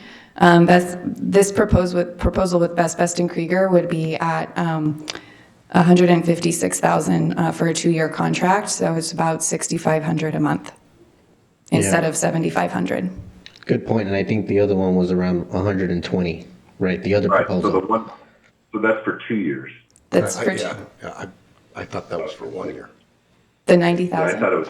No, the 150. The 150 is for it's a 2-year contract that we're looking to award. 78,000. Now, if you'd like to pay me that much for 1 year, I'd be happy to take it. But you would be the John largest client. was thinking the same thing. Sorry. Yeah, no, I thought it was per year, and it just seems like too much. But if it's for 2 years, it's not. It's about half as much. Absolutely. That's quick. Yes, it's Very quick. Yeah, it would cover the next 2-year state Fast session. Mm-hmm. All right, that's better. Okay. And then a question for you, Victoria, is are we, in terms of the things that we did with Chris, where, he gave us updates at the legislative committee, those types of setups, those are all going to be the same? Yeah, correct. Cyrus, he plans to be at the district every so often for updates. None of that has changed in terms of kind of like the way we interact with our lobbyists. That's correct. Those will all be maintained, and I actually envision, should we award to Cyrus or to Best and Krieger, that Cyrus will come out to the district more frequently for board meetings, and of course maintain with his presence on the legislative committee. Okay. I don't hear any other comments, questions. I'm going to make a motion for approval. Is there a second? Second? Second. Okay, we have a second by Director Aguilar. A second and a third. We have the roll call. President Powell, Aye. Vice President Estrada, Aye. Director Bianco, Aye. Director Nelson. Director Aguilar, did I skip you? I apologize, Director Aguilar. You did. Did I? I You did. apologize. I apologize. Aye. Thank you. I didn't follow my order. Okay. 5-0. Thank you for that. And we have a new friend at the legislature too, Assemblymember Greg Wallace. So someone that we really need to try to connect with also. So, thank you, Victoria. Yeah. Thank you. Welcome. Thanks, Iris. Okay, now we are, oh, Victoria, you're still next. Okay. I'm still here. Hi. Welcome again. Yeah, so our next item is for, staff is recommending the adoption of the 2023-2024 legislative and policy platform. We came to you last month with some draft policy directives, and as a result, you now have a full document, including a markup version before you. So this platform will cover the 118th Congress as well as the new two-year state session. Some items of note in the platform, we have added directive number 4, which is to strengthen conservation and sustainability of the Colorado River while respecting the law of the river. As you'll see, there are some subsections in there which include investments in voluntary conservation, support improvements to Colorado River water quality, salinity control, and the supportive developments for post-2026 guidelines. Also, you see that Directive 8, we further developed that to continue to advocate for Coachella Valley disadvantaged and underserved communities to be considered for funding in local, regional, state, and federal agencies. Directive 11 is also amended, which would clearly identify support investments for state water infrastructure for conveyance, storage, flexibility, and reliability of clean water, such as the Delta Conveyance Project and Sites Reservoir. And Directive 14 is also new, which is to support and potentially sponsor efforts to streamline federal and state loan and grant processes and policies to reduce delays and remove barriers. That concludes my report. I'm happy to answer any questions that you may have, and those are the largest takeaways in comparison to our current platform. Thank you. As you mentioned, we saw this last time, so I don't have questions. Any questions from our other board members? None here at the dais. Any questions, comments of the members on Zoom? Hey, I would just like to thank Victoria and the staff for putting together the changes that we suggested and making some further additions and refinement. I think it's a great policy document. So kudos to you all, and I would make a motion to approve. Okay, there's a motion. I'm going to second. Can we have the roll call? President Powell? Vice President Estrada? Aye. Director Bianco? Aye. Director Aguilar? Aye. And Director Nelson? So here you go, Cyrus. Here's your direction. Aye. Thank you. Thank you. Thank you both. Okay, with that, we're going to move on to informational items and reports. Don't see that there's... Well, I don't see anybody getting up, and there was nothing on the agenda, so written communications. We did have, I think, for the board, a summary. Yes. Yep. We provided. There was an original in the packet, and we had a revision late yesterday, so there was a revised list distributed this morning at the dais. So you should have that. Okay, and it looks like 3 have been resolved and 2 are pending. Is there any need to talk about any of those pending? Okay, so no need to discuss those. So we're going to move on to Public Facilities Corporation. Do we need to do something here with this? Open up as a, what do we do here? Right, so under item 9, you, at this point, would recommend that we recess as the board of directors and then convene, call over the Public Facilities Corporation. Okay, so we're going to recess this meeting and convene as the Public Facilities Corporation. So we do this once a year. Mm-hmm. And essentially, we approve the meeting minutes from last year. Right. And that concludes the business before the board at this time. Typically, this is an entity we use for public bond offerings. It's more of a corporation than a special district, so it has a special status. Okay, so now we are acting as the Public Facilities Corporation, And the item before us is approval of the minutes of December 7, 2021, Public Facilities Corporation Annual Meeting. I'll make a motion to approve. Second. There's a second. Any questions? Don't see no questions here on the dais. Not hearing questions on Zoom. Can we have the roll call, please? President Powell, Aye. Vice President Estrada, Aye. Director Bianco, Aye. Director Aguilar, Aye. and Director Nelson. Aye.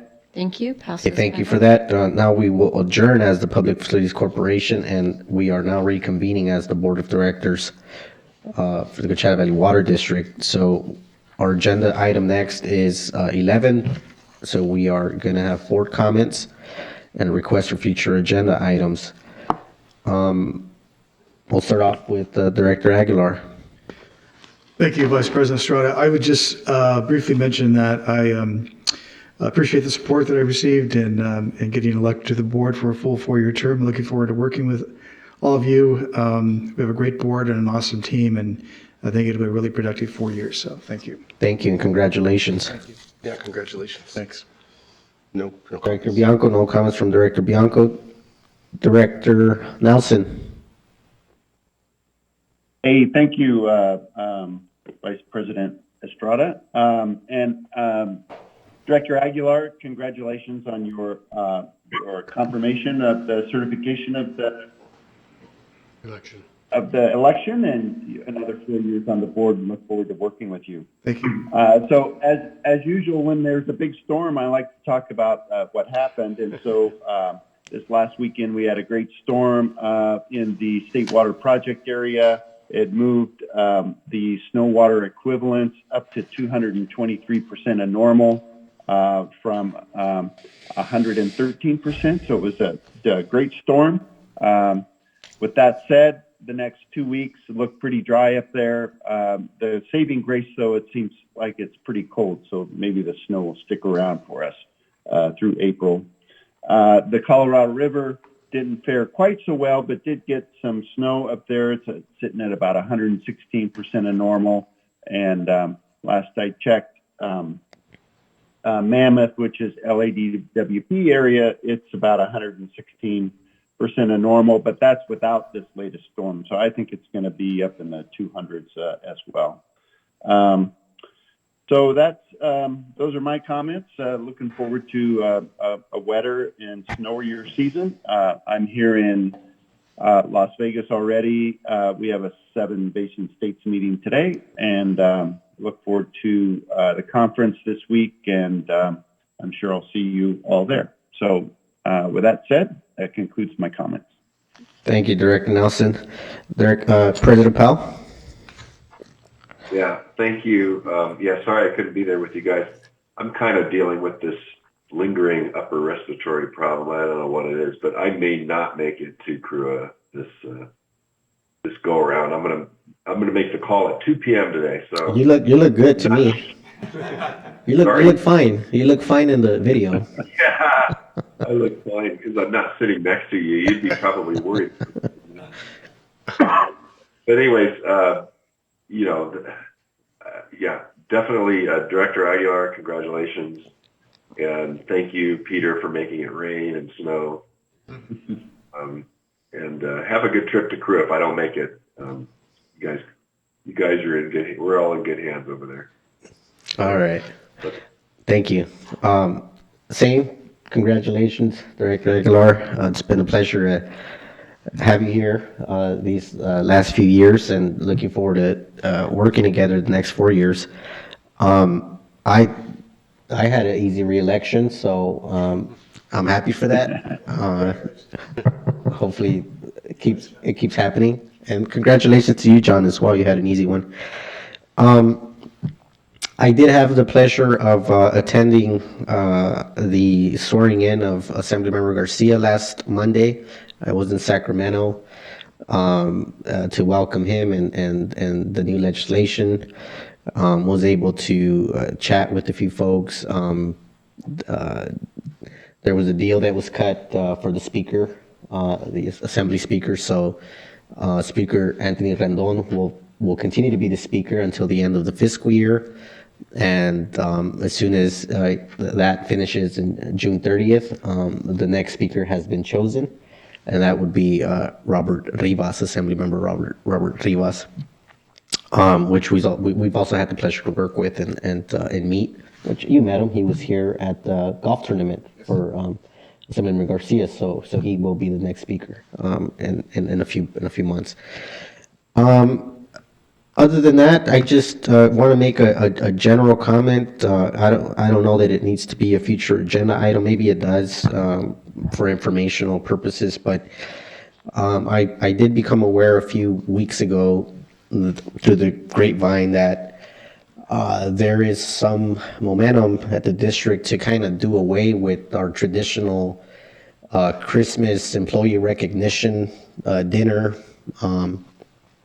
And so I know that we kind of put a pause to that during COVID, but it's been a historical celebration here at the district for a long time, certainly as long as I've been here, but I think even going further back, it's something that I think the employees of the district have really enjoyed and looked forward to being part of every year. That season, this month is very celebratory. It's a lot of good spirits. I think not just us, but a lot of the public agencies in the Valley tend to recognize their employees during this time. And so that was a surprise to me to hear that it's something that we are moving to kind of get away from permanently. I don't know if that's correct, if I'm hearing wrong. So just kind of want to hear a little bit more about it, if in fact that's true, why we're doing that, what's the thinking behind it, and I just want to hear more about in general if this is something that the agency is supportive of in terms of like the employees themselves. For me, this was something for them, and I just want to make sure that if this is what we're going to do, that we kind of do it with, considering their input. So anyways, that's as much as I know. I just, again, heard it through the grapevine. I know we're not having it this year, but I said, are we having it next year? And the answer I got is that the move is to not have it in December anymore. So, Jim, if you could just follow up on that. Sure, will do. Just to quickly summarize, this was an initiative that was put together by an employee group. They call themselves Spark. It's an attempt to try and get more of the employees involved in activities like this. But it was their recommendation to move it off of the Christmas holidays. And so that's what we're doing this year. We're moving it to April 1st. But I can have HR reach out to those folks, and we can put together a little summary of what they actually did and what the plan is moving forward. I think we'll probably wait and see how this one turns out before we elect to move it permanently. Okay, perfect. I'd just like to hear about how it all went down. Absolutely. Yeah. Okay, and with that, we're going to move on to board meeting reports. I have quite a few here, so I'll start with mine. October 3rd, Agua Caliente mediation. If that was not the actual day that we met, it was a call that we had between the principals involved as part of that mediation conversation to continue to discuss the ongoing litigation with the Agua Caliente. On the 11th, Palm Springs 40 under 40 reception. That was a reception that was held in the evening. I think that's why I missed that evening meeting. I was at the reception. And then on October 17th, the press conference on the passing of AB 2877. That was a press conference with Assemblymember Garcia, who authored the bill, and the chairman of the Torres Martinez tribe, Thomas Tortes. We had a press conference there at the gymnasium. I was there with Victoria, and we made some remarks as it related to the passing of this bill, which really just kind of directs the State Water Board to make sure that some of the funding is earmarked for tribal issues. I think there were some things in the legislation prior to this that made it difficult for the tribes to participate. I think that there might have been a requirement to waive sovereignty. And so this kind of made it easier for the tribes to participate. And then on November 9th, Colorado River Board meeting, I was not there. I did not attend, but Director Nelson. Yeah, I think I may. Oh yeah, okay. So yeah, I attended the Colorado River Board, chaired the meeting in Ontario. It was well attended. We obviously talked about the current issues on the river, and we had a executive session afterwards to discuss some of the negotiating issues regarding there. It was early in the water season, so not a terrific report. And that's about it. Thank you.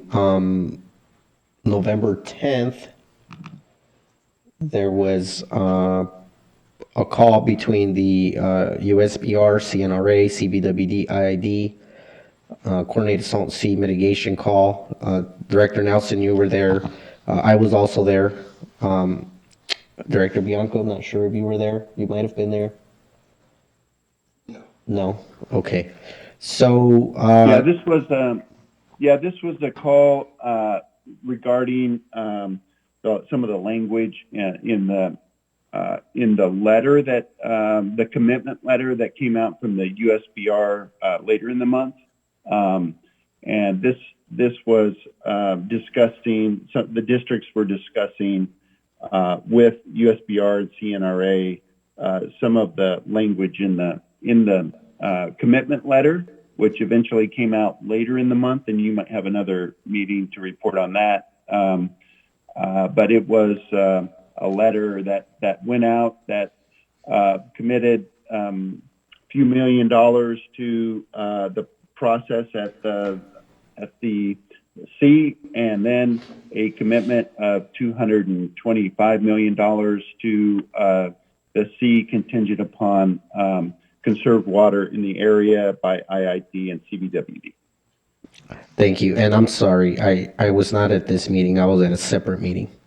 But okay. Yes, that talked about similar things, but I was not at this meeting. I misspoke.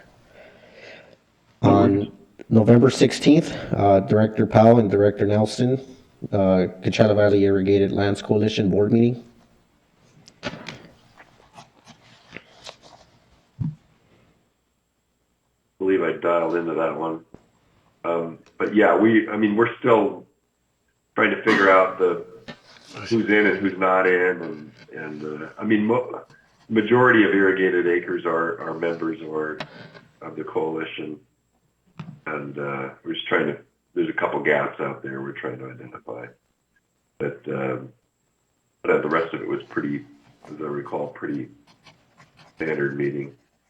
Yeah, there's still an issue that the CBILC is addressing, and that's the mandatory requirement to take fish samples out of the Whitewater Channel, and so there's a lot of strategy involved in that.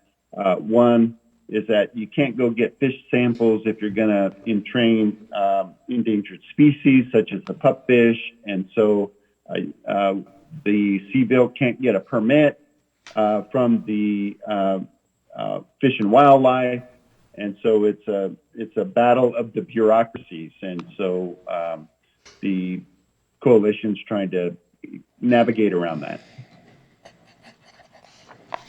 Thank you. Moving on to November 16th, Disadvantaged Community Infrastructure Task Force meeting. A regular meeting where we go over the status of different projects. there's a lot of good work happening. We also were able to hear about Pueblo Unidos. What I recall, which I thought was great, was the amount of filters that they've been able to install at all these different mobile home parks that are were out of compliance for arsenic. And so there's a lot of work happening there. Continued work on the Avenue 66, IXTP. We talked about the issues that we were having with the bids and potential funding from the county, et cetera, et cetera. So just our general meeting. And then the November 17th Imperial Irrigation District Agricultural Irrigation Advisory Board meeting, Director Nelson. Yeah, that's a formal committee of the board. It's appointed by its directors its members are appointed by the directors, and sometimes directors attend. It's a great way to get kind of a feel of where the growers stand in Imperial Valley and how Imperial Irrigation District is adjusting to both their viewpoints and input in the 7 basin states process. So very helpful. Obviously, there's a lot of comments about conservation and the amount of payments and so forth. So it's good background information. Thank you. Great. Moving on now to November 17th, the Safer Advisory Group meeting. This was our last meeting of the year, where we cover a number of topics. Let me see, I'm trying to get the package here, but let me see, it's not letting me, but we usually go through the policy, the budget process, the priority. We continue to work on the risk assessment tools, things like that. And so that was a meeting that we pretty much goes from 9 a.m. to about 3 p.m. But that is the last meeting of the year. We're going to have new appointed members starting next year. So looking forward to seeing what those applications look like. November 18th, 2022, Living Desert Board of Trustees meeting, Director Bianco. A little bit of budget and financial report, and I'd say the biggest news for the Living Desert is their new Lions campaign. They're bringing lions in to the desert. I think they've secured 4 males, and so they're frantically raising money for a brand new enclosure. So very, very exciting. It's growing. Amazing. Great. I was sad to see one of the aged pumas had passed away this last week. But great that they're having more lions come in. That's great. Okay, Director Nelson, you have the next 3. Okay. Let's see. So I'm to the November 18th, 2022 Groundhog Day, USBR Department of Water, Interior and 7 basin states discussing evaporative losses and direction on collaborating on how to come up with additional conserved water in the basin to address the shortage on the river. And then on November 22nd, we had a Section 5 contractors a coordinating Zoom call talking about the possibility of putting a 7 basin states letter together, as well as putting together a response to the Bureau's supplemental environmental impact statement opening of the record of decision from the 2007 guidelines.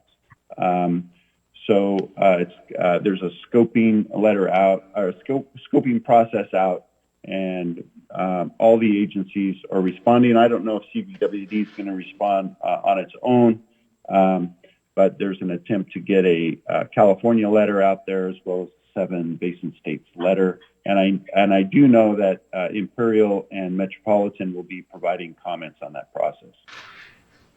Then on November, let's see, I think we're to the 28th, there was a state water contractors briefing on the DCP, not the drought contingency plan, but the Delta Conveyance Project. They stole our acronym in, for which Director Bianco and myself attended. It was an update from the construction authority of how the process is going.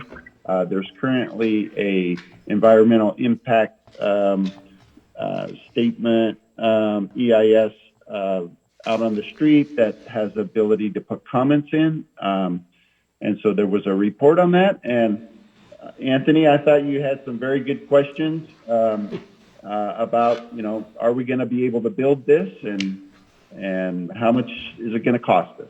So you might want to report as well. No, I just think that, you know, that group seemed pretty bright minds in there who are running that, and it seems like everybody who touches or has anything to do with this project wants a piece or some kind of mitigation for it. So they're trying to work through it. I mean, a long way to go, but hopefully there's light at the end of the tunnel somewhere. I get it. It's a pun. Sure hope so. Yeah, sure hope so. It's about the 8th attempt at alternative conveyance. So let's hope this one works. Then from November 29th through December 1st, I attended the Aqua Conference. That was also in Indian Wells. There at the Renaissance and the Hyatt. A lot of good programs there. One of specific note was a groundwater adjudication kind of workshop. I had a number of attorneys there from different basins, from Mojave and Borrego Springs and Las Posas, and so it's kind of interesting. So that's kind of note. A lot of networking involved with different people involved with CVWD. So it was a good event. Saw Victoria there, Steve Bigley, Jim Barrett was there, quite a few CVWD contingents. So that was good. Then on, let's see, November 29th, there was a Desert Water Agency Metropolitan just get together. I was there, and it was good to just chat with different directors from Desert Water Agency and Metropolitan together. And I was not there. I was not able to attend the conference and was not able to attend this reception either. Okay. And moving on to November 30th, the Director Powell. Yeah, so Gulf and Water Task Force. Probably the most interesting thing is they're all getting excited about January 11th. They're going to have a presentation by Peter Nelson and Robert Chang. You know, that group, I mean, it's just not really, it's not really getting anything done.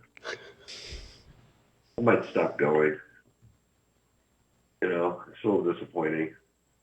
The numbers, I mean, I'm not saying that they're wasting water, but it just, if the goal was to reduce water use, that's not really happening. So, whatever. I'll try and fire them up, John. A little discouraging. Yeah.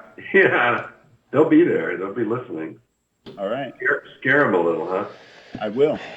All right. Now. Okay. All right. I'll save my comment. But, okay, the December. Oh, yeah, LAFCO. I got the next one. Yes. I was there. Jim was there. This is Chad May's $500,000 study. So they hired DePuja and Wells, and, they're going around trying to listen to the different agencies on the various issues relating to governance and the end of the compromise agreement and the power provision by IID in the Eastern Coachella Valley. Anyways, I mean, I thought they were, of course, if they were paying me $500,000 to do a study, I'd have been happy. They looked happy. and you know, they're going to be, I guess, doing a lot of public outreach. But what we did was just kind of tell them, you know, our thoughts and feelings about the whole thing and our concerns and, you know, I mean, the problem with this whole thing is it's still, you know, 10 years away. So that's not on a lot of people's it's not high on a lot of people's priority list. So I think it's a challenge for them. Okay, thank you for that. December 8th, Salton Sea Authority Board meeting. Director Bianco and myself were there.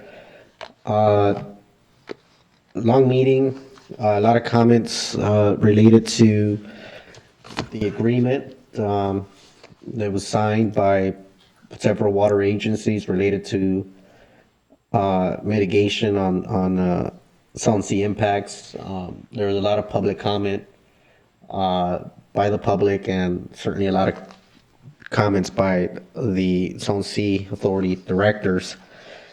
I think there was also a want to get some of the state and federal representatives to, I think there was a request for them to be at the last meeting to try to give a little bit more input as to how the numbers became the numbers, whether it was the 250 million or the calculation related to the additional impacts to the sea as it related to exposed playa, and just wanting to have a little bit more of a conversation. I think in general the body felt that they weren't really consulted to a degree that made them feel comfortable.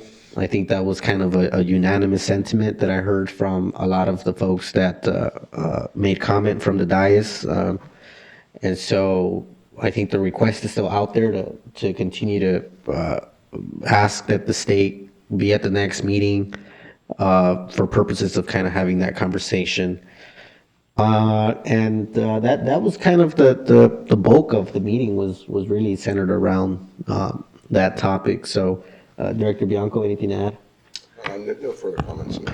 So no further comments. Okay, so we're looking forward to having the state and perhaps the Fed representatives at our next meeting at the Salton Sea Authority. December 10th, I was able to participate in this. I was asked to be a judge, Alianza Community Kermés event.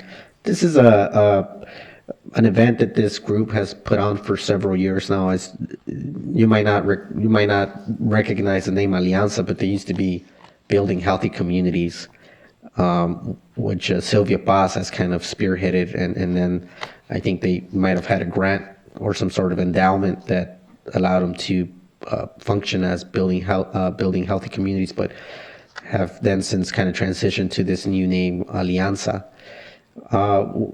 They do this event where they ask several high school students to do speeches on environmental issues that they are facing and kind of call to actions on how to solve those issues. And one of the issues out there obviously is water related. So there's folks that, you know, talk about the water issues. There's some folks that talk about Salton Sea issues, just things in the community that are issues that these students want to emphasize. Was happy to see that there was an employee of ours here at CBWD whose son participated in these speeches.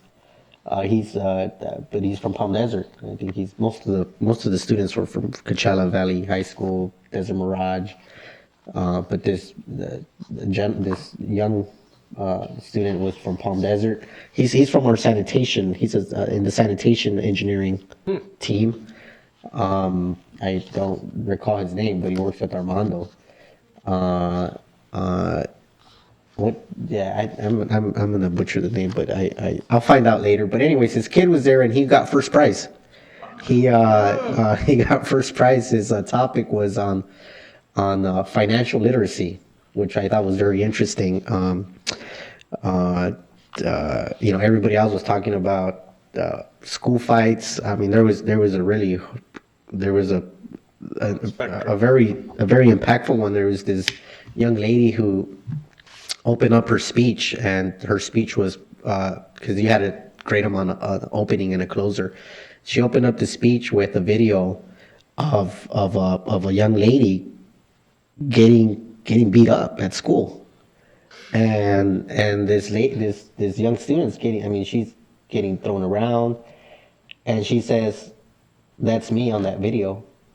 I'm the girl that's getting beat up." And no, she didn't win. And she says, Not the fight, but the. Oh, well, she didn't win. I don't think she won the fight, but the speech either. But anyways, it was. Yeah, I got it wrong. Anyways, no, which I mean that was a crazy one, but yeah. So her call to action was just kind of addressing that. So there was that topic. There was issues about arsenic, and then this one was about financial literacy. It was, how kids, they need to be taught about financials, and I thought it was very true. Anyways, he got $2,000 was the prize. Assemblymember Garcia showed up and he said, "I'll double all the prizes." So the original prize was $1,000 for first place, like $800 for second place, and like $400 for third place. But congratulations to our employee. The father was very proud, so I was able to talk to We him. have some help coming in from the audience. Well, I just wanted to say it was Jignesh Ladwahala, his son, Rashil. Yes, Rashil. Yes, so Rashil.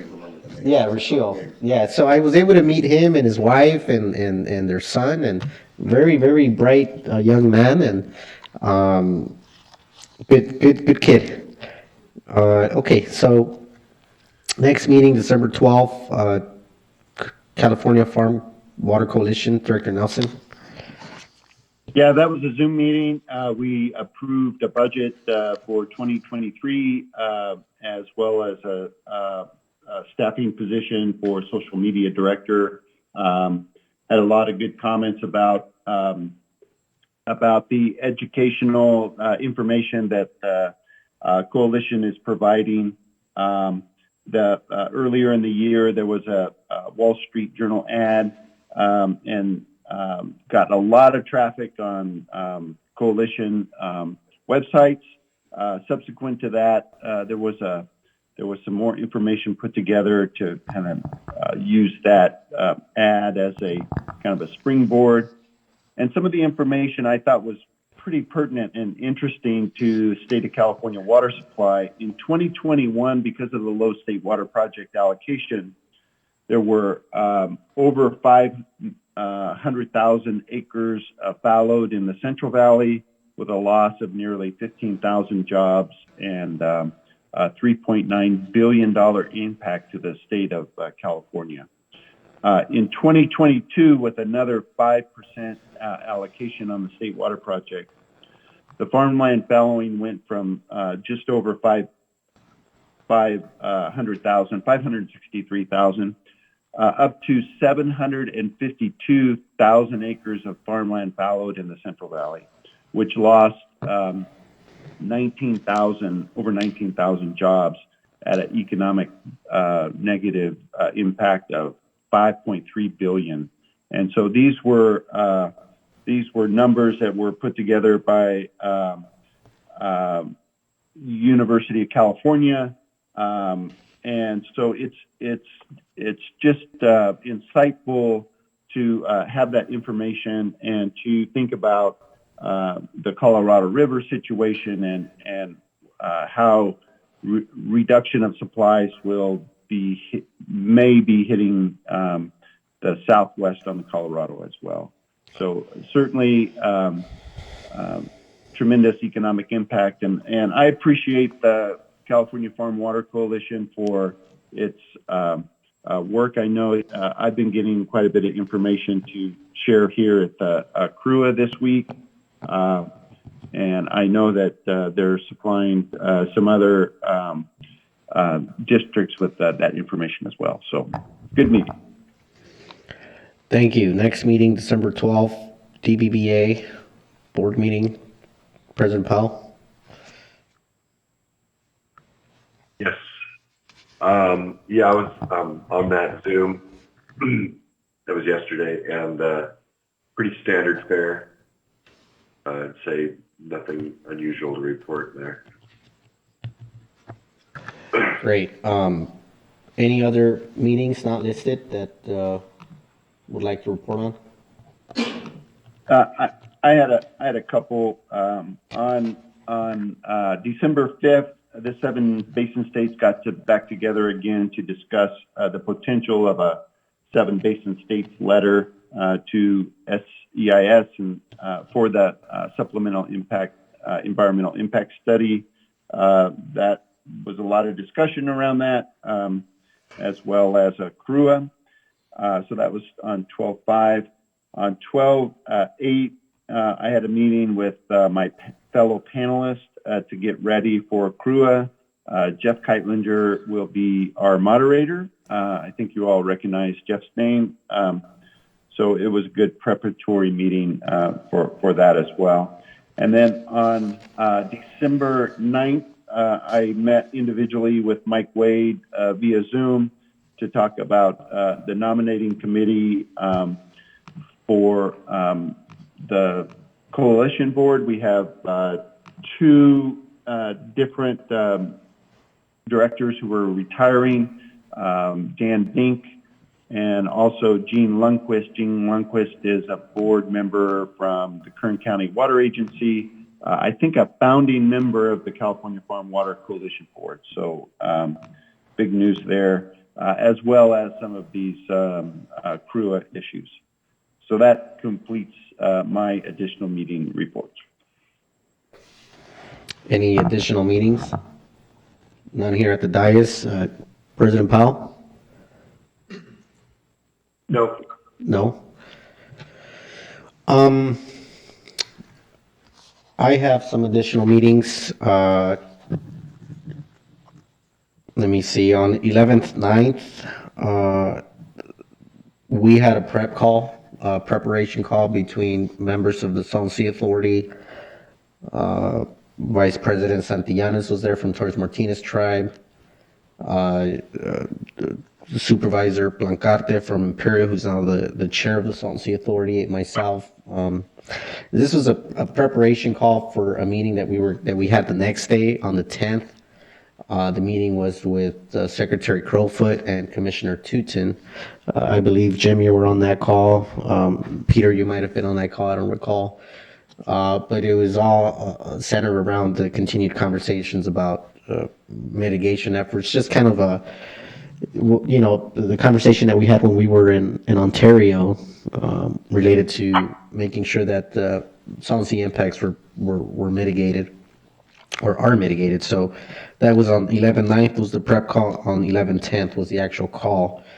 On 11/11, I had a long interview with Ian James from the LA Times.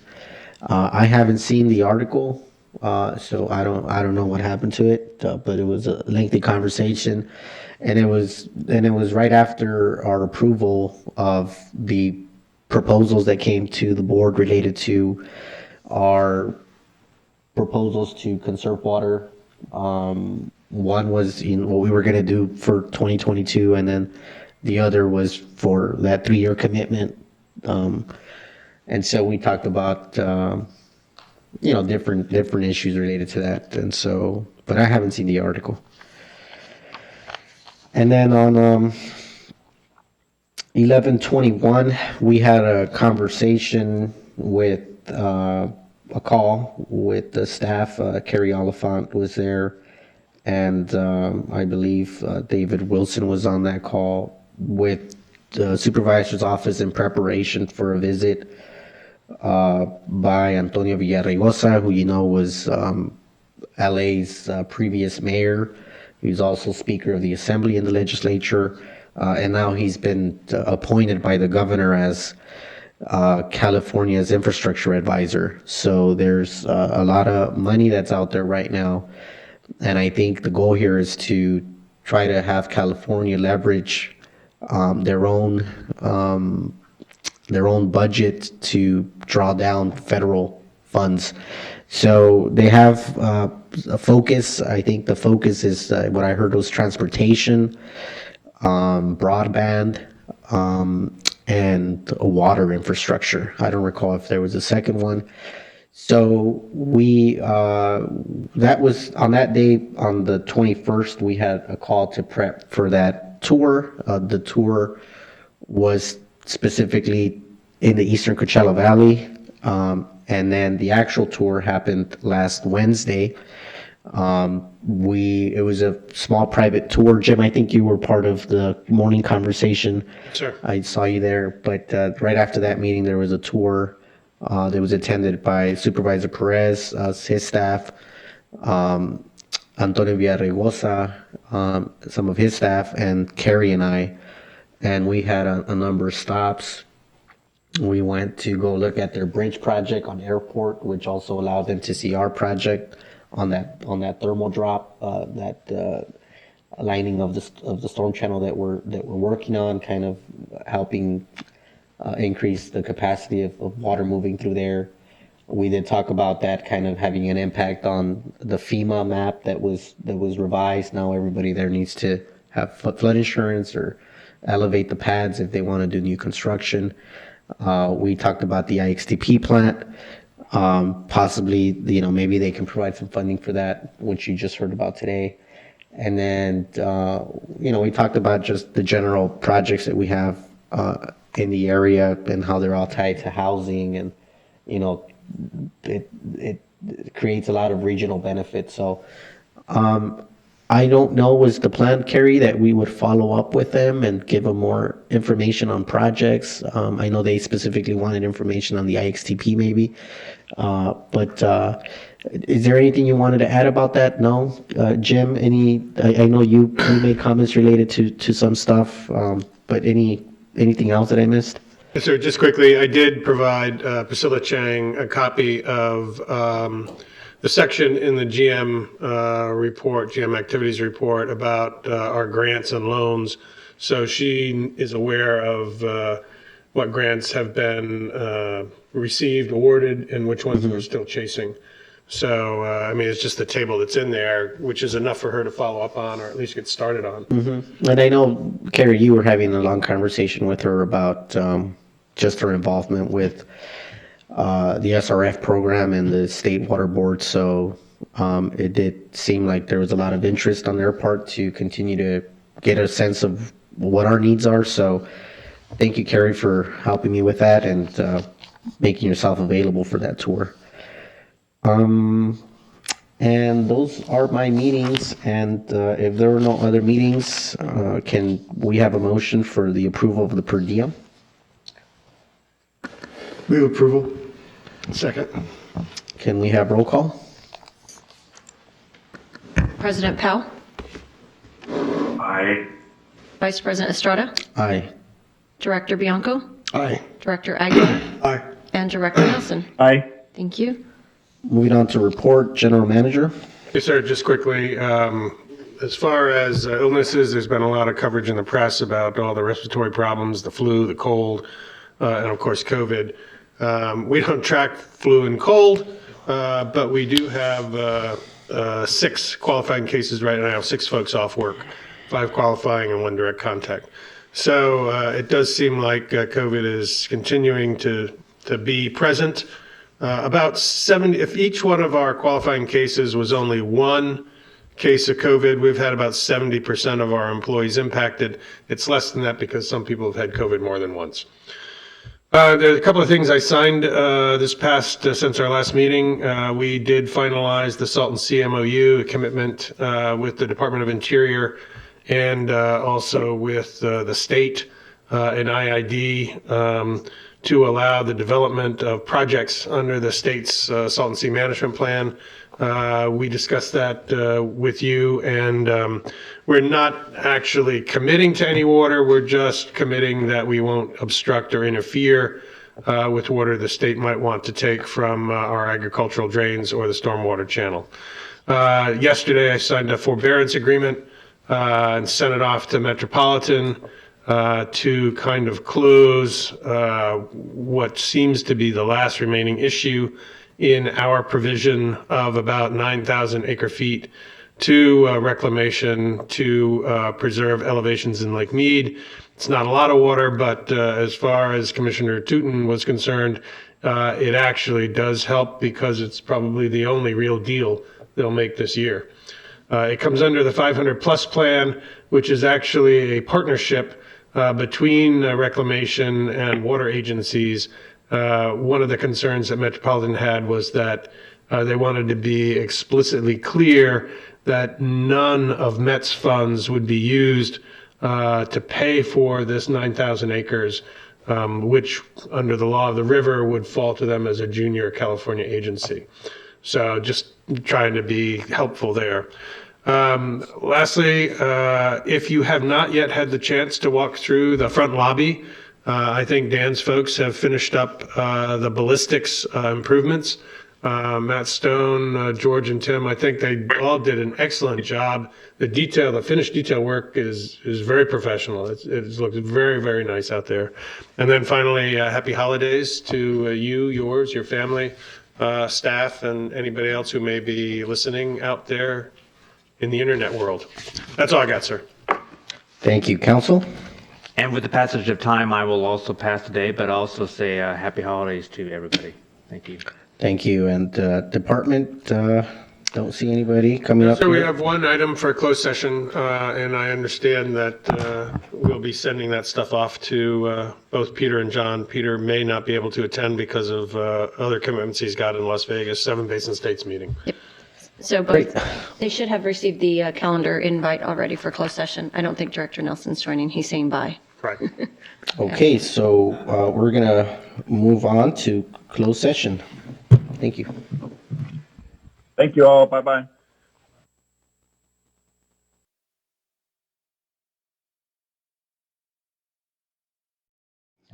There is nothing to report, and with that, we're adjourning the meeting.